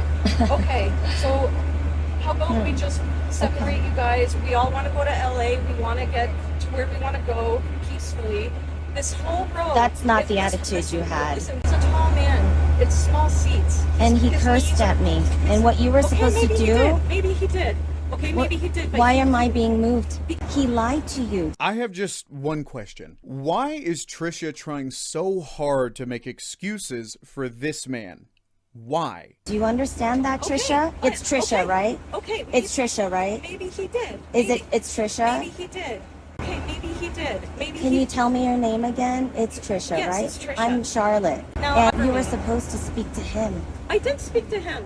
You berated me, then you told me that I was going to I be the spoke one to him. off-boarded, and then you moved me over. Try to I told you I de-escalate the didn't want to situation. move. Then you could have gone off the plane. That's the Why am option. I being Because moved? And then you started taking pictures of me because you were being threatened. Because you're taking pictures of them. I You're have my to. privacy. This is not an invasion of privacy. You're doing it right now. Yeah. Hello? Wow, okay, that's fine. So, thus far, Trisha has moved from guilt-tripping Charlotte to threatening her and making several excuses for the man who began this whole fiasco in the first place. But apparently, Trisha wasn't done. She's actually planning on getting Charlotte arrested as soon as the plane lands in LA.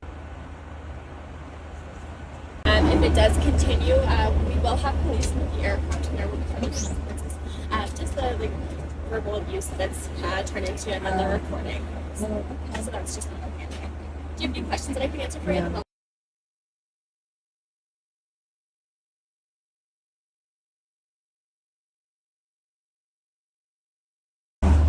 What is the captain's name?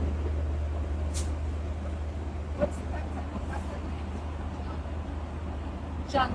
John?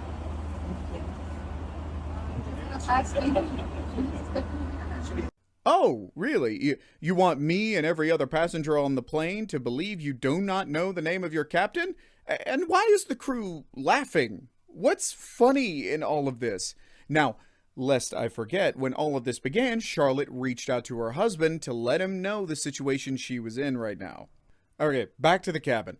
Just before the plane lands, as if torture and threats weren't enough, the man in 2A decides the best place to sit while waiting to use the same restroom Charlotte was denied access to was right beside Charlotte.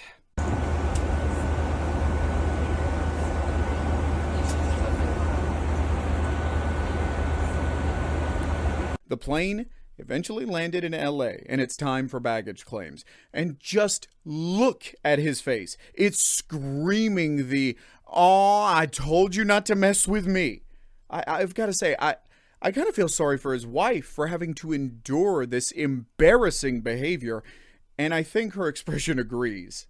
So, of course, Charlotte posted this story on TikTok and it went mega viral, which is expected. I mean, every part of this incident screams a possible racial undertone, but I don't want to get ahead of myself.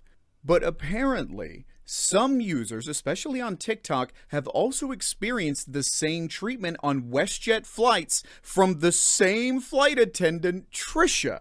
Same story, and of course, the same victim, people of color. I'm going to play these messages one by one, and if you want to read them, just hit the pause button. Now, this is where TikTok investigators came in, because this man, his wife, even the attendant Trisha, have been found and identified thanks to this TikTok user. Hey, Renee Bourgoin, this is you, right? Do you know what I find odd, Renee? Is that you were self-made in tech, or so I hear. I mean, even on your own page here on the long-form app, you posted a video of what seems to be a pretty large house. I mean, you remember the video that you posted online publicly because you wanted to show off your new drone. And based off of all of these expensive hobbies that you have, you know, like all of these classic cars, I'm going to assume that you could have afforded to spend the extra $100 or $20 or so to sit in the first row to get that extra legroom, but you chose not to and decided to take your frustration out instead on someone who did choose to spend their money on that extra legroom. But you want to know how I find out who you are, Renee? After watching this video, multiple people who have confirmed that they know Renee have reached out to either let me know that he's allegedly racist or allegedly abusive. Also, that's what we call pattern of behavior. So yeah, Renee Bourgoin. It's always the ones with the names that stick out the most too. Hey Trisha Stundon, this is you, right? I know it's a little bit hard to tell because clearly this photo was taken at least 10 to 15 years ago. Thank God for facial recognition, not that it was needed because clearly this is the same smile and the same lack of an upper lip. Oh, also, sorry Trisha, I hope this video doesn't impede on your looking for work. Also, I know someone recognizes this man. Let me know. So yeah, in the middle of all of this, it's honestly even sadder that WestJet hasn't done a thing about the situation. When the news first went viral, did WestJet think to reach out to Charlotte, their actual customer? Nope!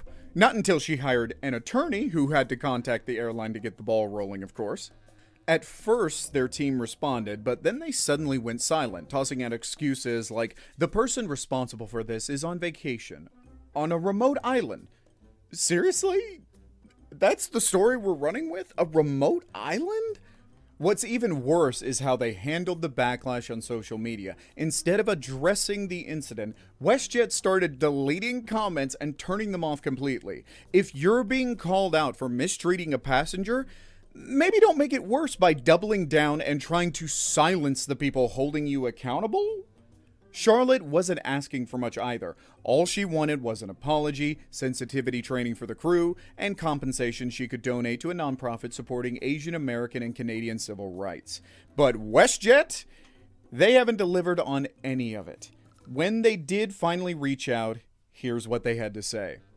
Update. After all of this time, WestJet finally reached out to me. No responsibility was taken. They refused to right this wrong. Instead, it appears the information I shared was not enough to warrant an apology.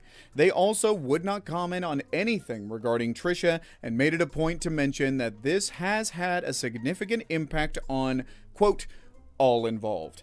They asked me to contact their social care team to speak to someone, to make me further prove anything when I have already provided footage, a full written statement, and an oral testimony is adding insult to injury. Makes me feel like they're trying to find something to pin on me instead, as if trying to heal from this traumatizing experience isn't hard enough. I am at a loss for words. Unfortunately, that's all there is to the WestJet story for now. Charlotte is still pushing for justice, which is why I felt it was my duty to raise awareness by any means I can and decided to piece this video together. Hopefully the story continues to unfold and we get to witness some well-deserved karma being served. And of course, I'll be back with a follow-up video when that happens. Big shout out to this wonderful TikTok creator for identifying Renee and Trisha. Thank you so much for watching, and goodbye for now. Exit the vehicle now! Vehicle! On the 20th of July, a 22-year-old college student named William McNeil Jr. posted this video on his Instagram page showing a violent run-in he had with the police back in February. In the caption, William broke down the whole situation, explaining what led up to it and what went down that day, saying, Feb 19th, I was pulled over at 4 p.m. for my headlights being off, no rain, smoke, or fog. In fact, I could see a part of the blue sky. I simply asked for a supervisor and things escalated quickly, as you can see. A chipped tooth and 9+ stitches in my lips, my tooth went through my lip, were the results from them slamming me on the ground for no reason when I was trying to put my hands behind my back, and I also suffered a concussion and short-term memory loss. This was very hard to do. I'm not mentally healed from this, but I had to get the word out eventually. Now, before I say anything about the incident, I want you to see the video for yourself. When he pulled me over, he walked up, opened my door because my window don't work, right? Okay. And then I said, so what I did wrong? Yeah. He said, well, for one, your headlights are off under this weather. I'm like, okay. There's multiple people headlights off, first of all. And then there's no rain. It doesn't matter. You're still required to have headlights on. Can you pull that law up? Huh? Can you pull that law up? Yeah, when you step out of the car, I will. Can you call your supervisor? Can you call your supervisor? All right, go for it. Exit the vehicle now. Exit the vehicle. Show me your hands. Here.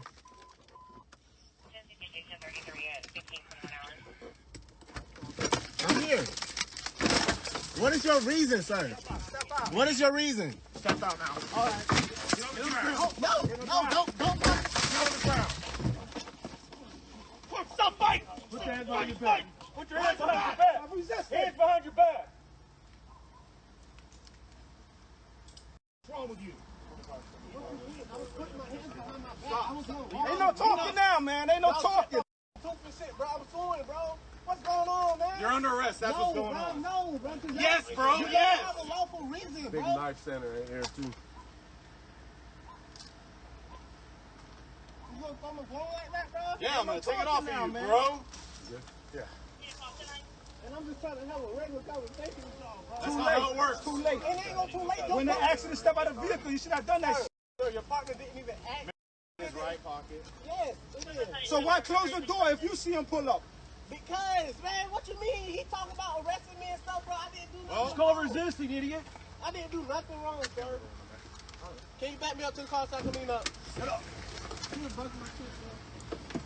Unfortunately, due to YouTube's policies, I can't show the more violent parts of the video, but here's what happened. After breaking the window, one of the officers punched William straight in the face, yanked him out of the car, and hit him a few more times while he was being handcuffed. So yeah, there's a lot to unpack here. Let's start with why William got pulled over in the first place. At the beginning of the video, you can hear him explaining to an officer on the other side of the vehicle that he was stopped because his headlights were not on. He tried to clarify that it wasn't raining and that there were plenty of other cars driving by without their headlights on as well. However, none of that seemed to matter to the officers, who were clearly ready to escalate the situation. I mean, let's play devil's advocate for a second. Let's say it was raining that day, or maybe even just foggy, and the law did require him to have his headlights on. Does that somehow justify sucker punching him in the face multiple times, slamming his head into the asphalt, and leaving him with a chipped tooth and lips torn so badly he needed 9 stitches? All for something that should have ended with a ticket. Now, to be fair, the video William posted doesn't show the full story. We never actually see the initial traffic stop. Thankfully, the Jacksonville Sheriff's Office released the officer's body cam footage the day after William's video went up, and honestly, it does help fill in a few gaps.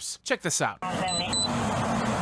Yeah, Florida 24 Bravo Echo Charlie Whiskey on a silver Kia. I don't know if that's.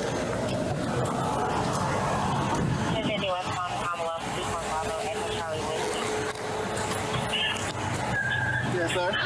Is there a reason why you're popping the door open like that? I don't have a window that works. Is there a reason that you're pulling me over? Yeah, absolutely. There's a reason why I'm pulling you over. For one thing, inclement weather, you don't have your lights on. 2 things, you're not wearing your seatbelt. It's daylight. I don't need the lights, and it's not weather. It's not raining. Oh, this is inclement. It's not raining. Okay, I'm not arguing with you. I'm telling you why I'm pulling you over. Give me your driver's license, registration, proof of insurance. No, call your supervisor. Why? Excuse me? Call your supervisor. Why did you pull me over? 35. I'm proper driver. I've already told you. Why did you pull me over? Step out of the vehicle. No. Step out of the vehicle.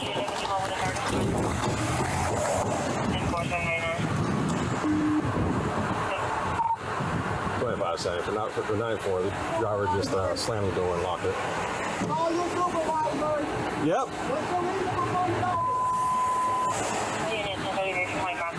Now look, slamming the door on a cop, locking yourself in the car, and refusing to get out, that's probably not the smartest move in that moment. William absolutely had the right to ask why he was being stopped, and technically, he could refuse to show ID if there wasn't probable cause. But even with that said, refusing to comply like that is only going to escalate the situation, especially with cops who already seem on edge. Should he have just stepped out, shown his ID, maybe taken the ticket and just go on with his day? Probably. But does that justify the officers beating him up like that? Absolutely not. Also, you can clearly see the other cars in the background driving without their headlights on. And even when more cops showed up on the scene, a couple of them didn't even have their headlights on either. Classic case of rules for thee, not for me. 25 seconds. If anybody responding, come in from Commonwealth, block the vehicle, please. I'm coming with Keep your hands where I can see them, sir. My camera's on too. I've already told you. Okay. Okay. Right now you're under arrest for resisting. You understand?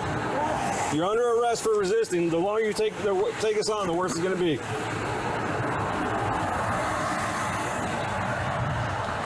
Keep your hands where I can see them, sir. Okay.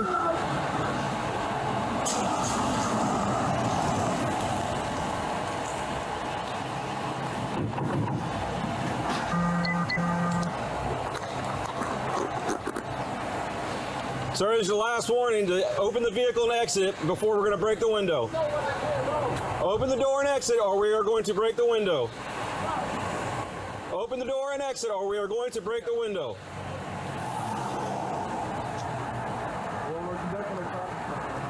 No, he's under arrest.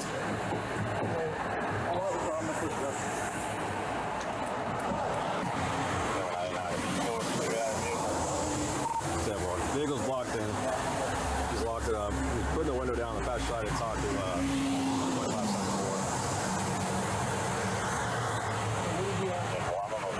Hey, I'm about to break the window. I'm about to break the window. Alright, go for it. Exit the vehicle now! Exit the vehicle! Show me your hands. Here. 1033 at 1521 hours. What is your reason, sir? Step out. What is your reason? Step out now. No, don't fucking.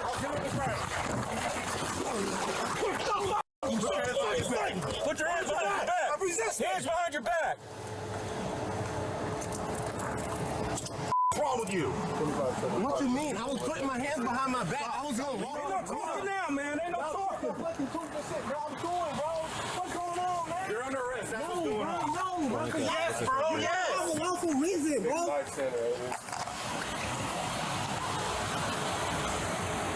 gonna throw my phone like that, bro? Yeah, I'm gonna take it off now, man. Bro. And I'm just trying to have a regular conversation with y'all, bro. You just gotta see you want to tell me already. So your partner didn't even ask. Yes, it is. So why close the door if you see him pull up? Because, man, what you mean? He talking about arresting me and stuff, bro. I didn't do nothing. It's called resisting, idiot. I didn't do nothing wrong, bro. I don't know. Can you back me up to the car so I can lean up? Sit up. You a bust my bro.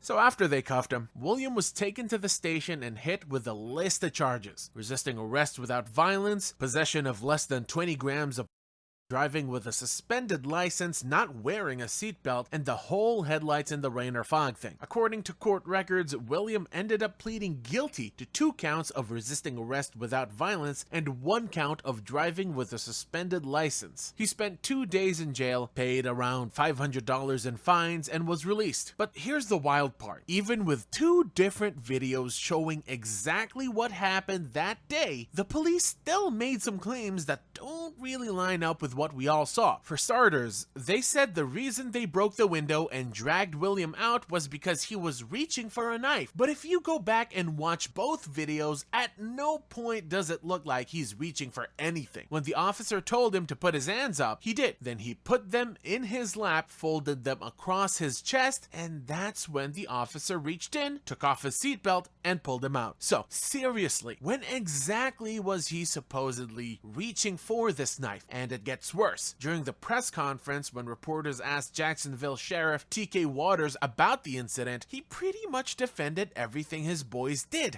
Yeah, Eric. Yes, sir. I know that he was charged with resisting arrest without violence. Yep. But there was, when I go back and look at the other video, from the cell phone video, Yeah. I can understand the officer punching the window out. But what I don't understand is, and I know you said that this was not ruled criminal, sucker punching the guy in the jaw. First of all, let me stop you. Not a sucker punch. I'm not excusing that administratively. I'm going to say that to you one more time. I'm not excusing that administratively. There are things that we definitely need to look at. But the context of this video should tell you everything you need to know. Well, again, I take it, it looks like it's a sucker punch because he's looking straight and you see this. Right. Okay, and then you see them pull him out and then you see a couple of punches to the face. Now, again, I understand breaking the window, but he charged him with resisting arrest without violence. So I saw a lot of violence. I think the public saw a lot of violence against somebody that was not violent. Well, first of all, Eric, don't try to talk the public into what they saw. They just saw the same video as you saw. So what we're doing, what I'm saying is that it is what it is. This is the information that I wanted to share with the public in context without a short clip. It's very important to do that because it provides a lot of information to the public. And you brought up the It's important, let me finish. It's important for the people to know that you're not allowed to resist a police officer when he's doing his lawful duties. It's been dealt with several different times. You don't resist when you're doing your lawful duties. You don't deserve to get violated, but you deserve to get what's necessary to get you under control and get you and take you into custody. Sheriff, So, was it appropriate for the officer to punch this guy in the jaw after he'd already broken the window? Was that yes or no? Was that appropriate? it depends on the circumstances, but it's already determined it's not criminal. Now we're going to look for JSO policy violations.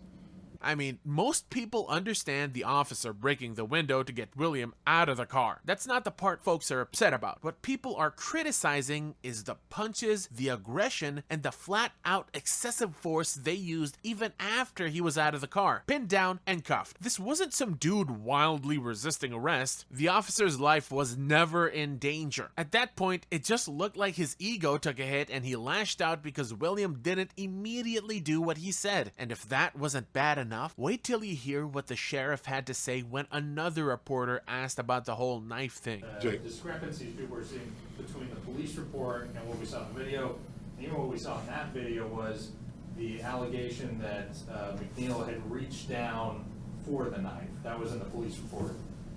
Where'd you see, what police report did you see that in? In the arrest report for McNeil, that was stated that the officer saw him, reach for the knife that was on the floorboard. The video that was posted to social media, and even in there, I couldn't see any clear indication of that. I mean, do you see that when you're watching this? No, actually, I don't see where his hands are. I can't assume, Jake. No one can assume. We operate off facts and facts alone. I can't make assumption. All I can go by when I read those things is what's stated in the report. I'm not saying whether it's true or whether it's not. I'm saying no one sees his hands at that point. He says, put your hands up, then his hands come up. But it was after the strike to the face. Like I said, again, I'm not trying this case in front of the public. I'm trying to give the public the information in context of what happened. No one saw his hands at that point. Don't know what happened from there, but that's part of the investigative process. Yes, ma'am. I mean, at this point, it's pretty clear the police chief doesn't think his officers did anything wrong, which is kinda wild, considering the same officer who pulled William over had 5 previous complaints, some going all the way back to 2011. But when reporters asked the sheriff about that, he straight up claimed he didn't know anything about those complaints. The officer that has been stricken from authority, does he have a disciplinary history at all? Not that I know of. We'd have to look, but I don't think so. And let's not forget, this whole thing happened 5 months ago. There wasn't even an investigation until William posted that video online. So yeah, it's hard to believe they're going to take real action now, not to mention the state attorney's office already cleared the officers of any criminal charges, and all they're looking into now is whether the officer violated any internal JSO policies. As of now, Officer Daniel Bowers has been suspended and pulled off all law enforcement duties while the investigation plays out. And from the looks of it, William plans to sue, so we'll see where that goes. He also launched a GoFundMe campaign to cover his medical bills, fix his car, and recoup legal fees, which has since raised over $19,000. If there's any major update, I'll definitely cover it in a follow-up video. Well, that's it for now. Thanks for watching, and I'll see you in the next one. Why did you, this is for my son, my 2-year-old son. Yeah. Why would you spin my drink? So sorry, sir. Why? I want to know why you did it. Oh boy, do I have a juicy story for you guys. No. I mean literally. See, what would you do if the drink you ordered for your child was tampered with I mean spat into by the delivery guy. Yeah, this is one of those stories. Today, we will be discussing the Ontario DoorDash incident, which had everyone buzzing about not too long ago. We're talking about a DoorDash driver who was caught on not one, but 2 security cameras spitting in a drink meant for a toddler before delivering it to the unsuspecting family. So here is what actually happened. On Friday, September 27th, 2024, George Bechet from Whitby, Ontario, decided to place an order on DoorDash after a sleepless night tending to their 2-year-old son, who was immunocompromised and battling the flu at the time. He and his wife thought a small treat might cheer their son up. According to George in an interview, that was his son's favorite drink. George explained that they often get it when they go out, but this time they decided to have it delivered through DoorDash, hoping it would help hydrate and comfort their dehydrated son. Like any considerate customer, George Bechet tipped the delivery driver 18% through the app, expecting excellent service, and waited for the drinks to arrive. Whether out of anxiousness or whatever it might be, George's wife decided to monitor the DoorDash app while waiting for the drinks to arrive. And thank goodness she did. At some point, she noticed something unusual. According to the DoorDash app, the driver had arrived at their address, but the order wasn't immediately marked as delivered. This raised a red flag, prompting her to check their front door surveillance camera in real time. Unfortunately, she saw the driver sneezing on their drink. Shocked by what she had just witnessed, George's wife decided to replay the footage to be sure she saw that correctly. But she was wrong. The driver didn't actually sneeze onto their drink. He actually opened the drink and intentionally spat directly into it. What George and his wife had witnessed wasn't just shocking, it was an intentional act that violated not just their trust, but also basic decency.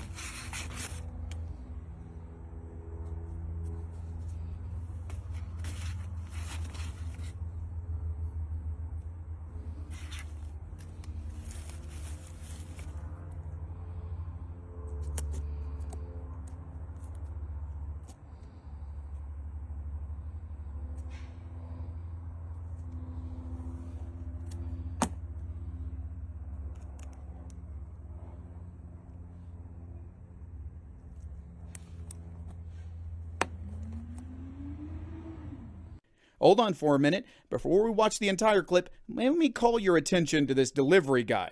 Check out the exact moment he spat into the drink. And there's a second angle which provides an even clearer view of this moment.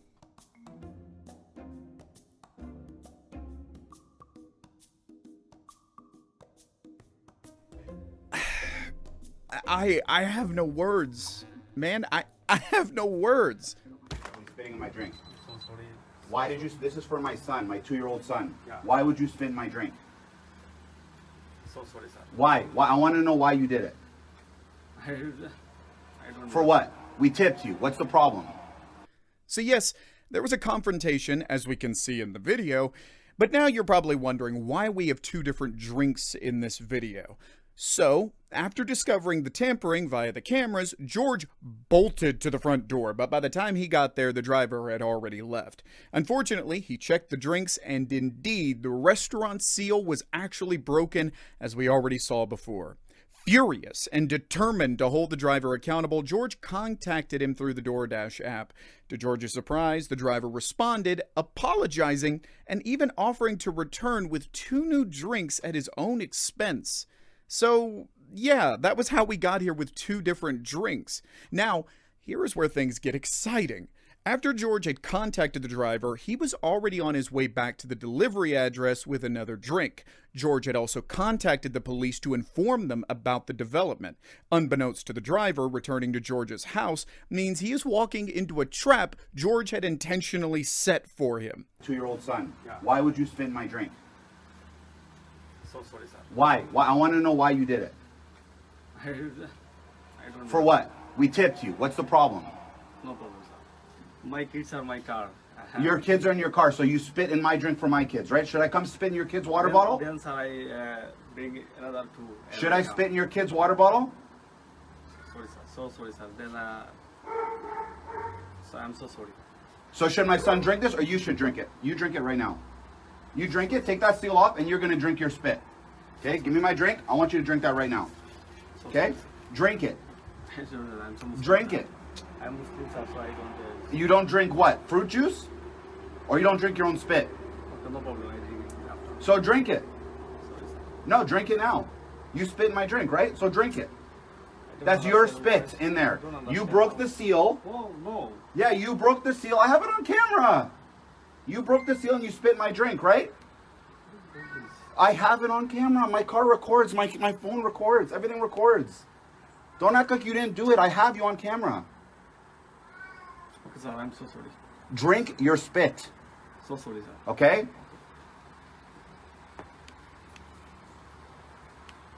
Shame on you. Shame on you.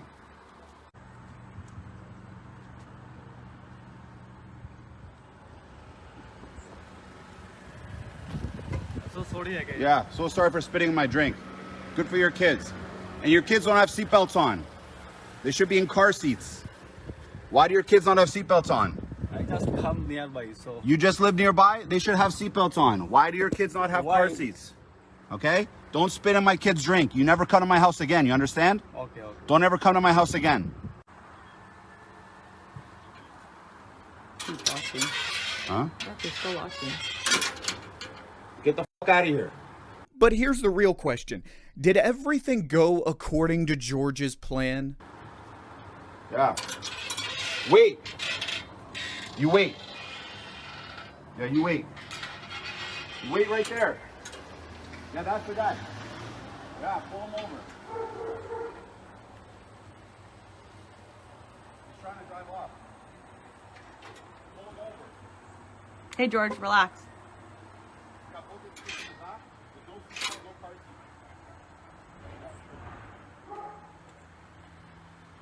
So, when the police finally arrived on the scene, you'd expect things to take a serious turn, right?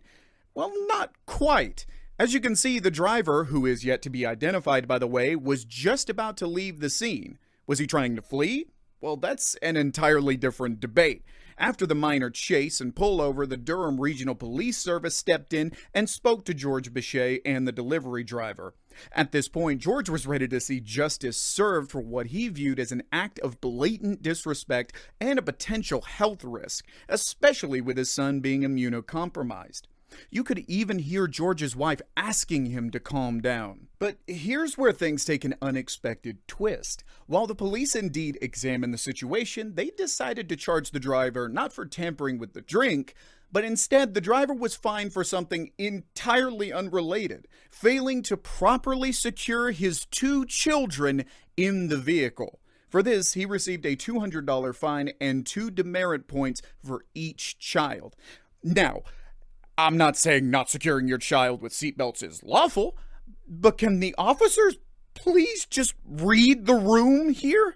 I mean, I'm not the only one frustrated here. You can imagine George's frustration too. I called you here because someone tried to poison my son with his spit, but you are here investigating and serving penalties for something completely different. It must be magic at work. To George, this obviously wasn't enough. He felt that the driver should have been charged with assault for spitting in the drink. In his words, this is food we're dealing with here. It's not like a lawn service or anything like that. This is food that people are consuming in their bodies when we're still dealing with COVID-19. Of course, this video had found its way to the internet and almost everyone was talking about it. TikTok, Twitter, Instagram, and even Quora and Reddit. People weren't having it. And with sticks flying everywhere, the delivery driver and the police's actions were criticized the most, which is deserving, if you ask me. People call the act vile, unacceptable, and a complete betrayal of trust. Let's read some of the comments. This has to be a chargeable offense. Should be arrested and charged. And this is why I will never use a food delivery service. Send him to jail. It's unacceptable. Should be charged and definitely fired and be banned from being any kind of delivery driver. Why would he choose to spit in it right in front of the house? He felt so comfortable doing it too. It's like a normal thing. He's probably done it to hundreds of orders at this point. It's a fair point made by Spicy McShat.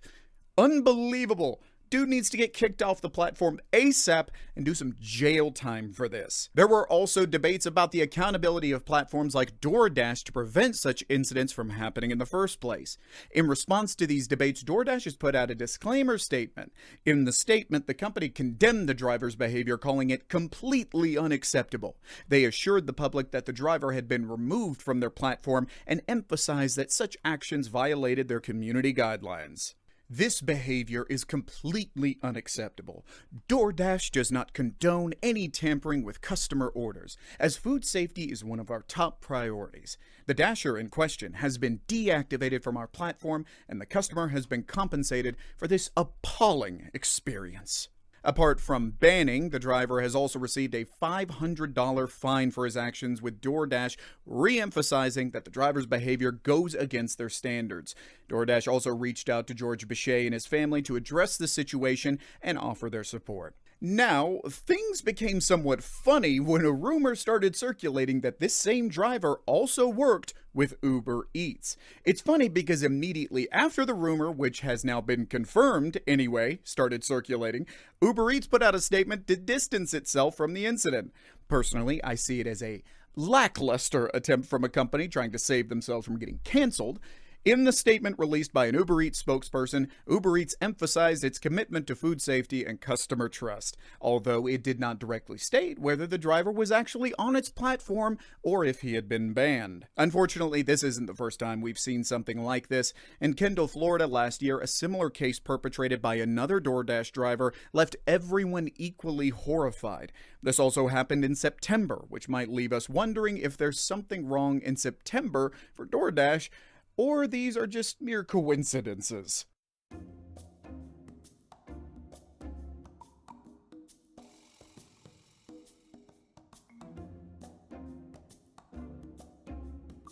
Anyways, guys, that is all there is to the spitting DoorDash delivery Karen or a Kevin story for now. But trust me to definitely update you if the story develops. More importantly, thank you so much for watching, guys, and I will see you in the next one. So, a black woman went to a hockey game hoping to enjoy a night out, only to find herself behind someone texting messages that were quite impossible to ignore. Now, I know we're all supposed to mind our own business, but when someone is typing out pure, unfiltered racism right in front of you, it's kind of hard to look away. Shout out to Tizzy ENT, because without him, this incident wouldn't have surfaced on the internet as much as it did. So, we have two characters here, Jimmy and Courtney, and they had a few things to say, like, for example, how black people commit crimes and are too stupid to get jobs.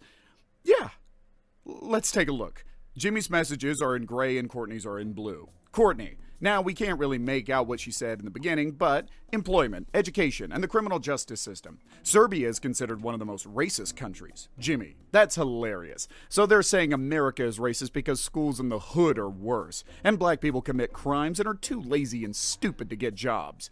Then a bit later we have, Courtney, you didn't know that? Jimmy. I do know about that. It's just crazy. Black people probably have more experiences because the hood is such a social environment. They don't travel the world like us rich whites. Right, and they say, like in the reading comprehensions parts of tests, that it isn't, whatever else she was trying to say. Then Jimmy pulls out a real winner. The CIA has done mean things to black people, and abortion targeted black people. But overall, nobody has been so kind and welcoming as the white world. So just to be clear, Jimmy fully acknowledges the systemic racism exists. He literally admits that the government has actively harmed black communities, but then somehow concludes that white people are actually the kindest? And then Courtney chimes in with this gem. Abortion doesn't target people. Black people just have more sex partners and therefore a higher risk of pregnancy. So we've moved from blatant racism to subtly coded racism, where you disguise stereotypes as observations. It's quite lovely. And then, of course, we get to the classic woke people are brain dead moment where Jimmy decides to complain that black students have an easier time getting into college.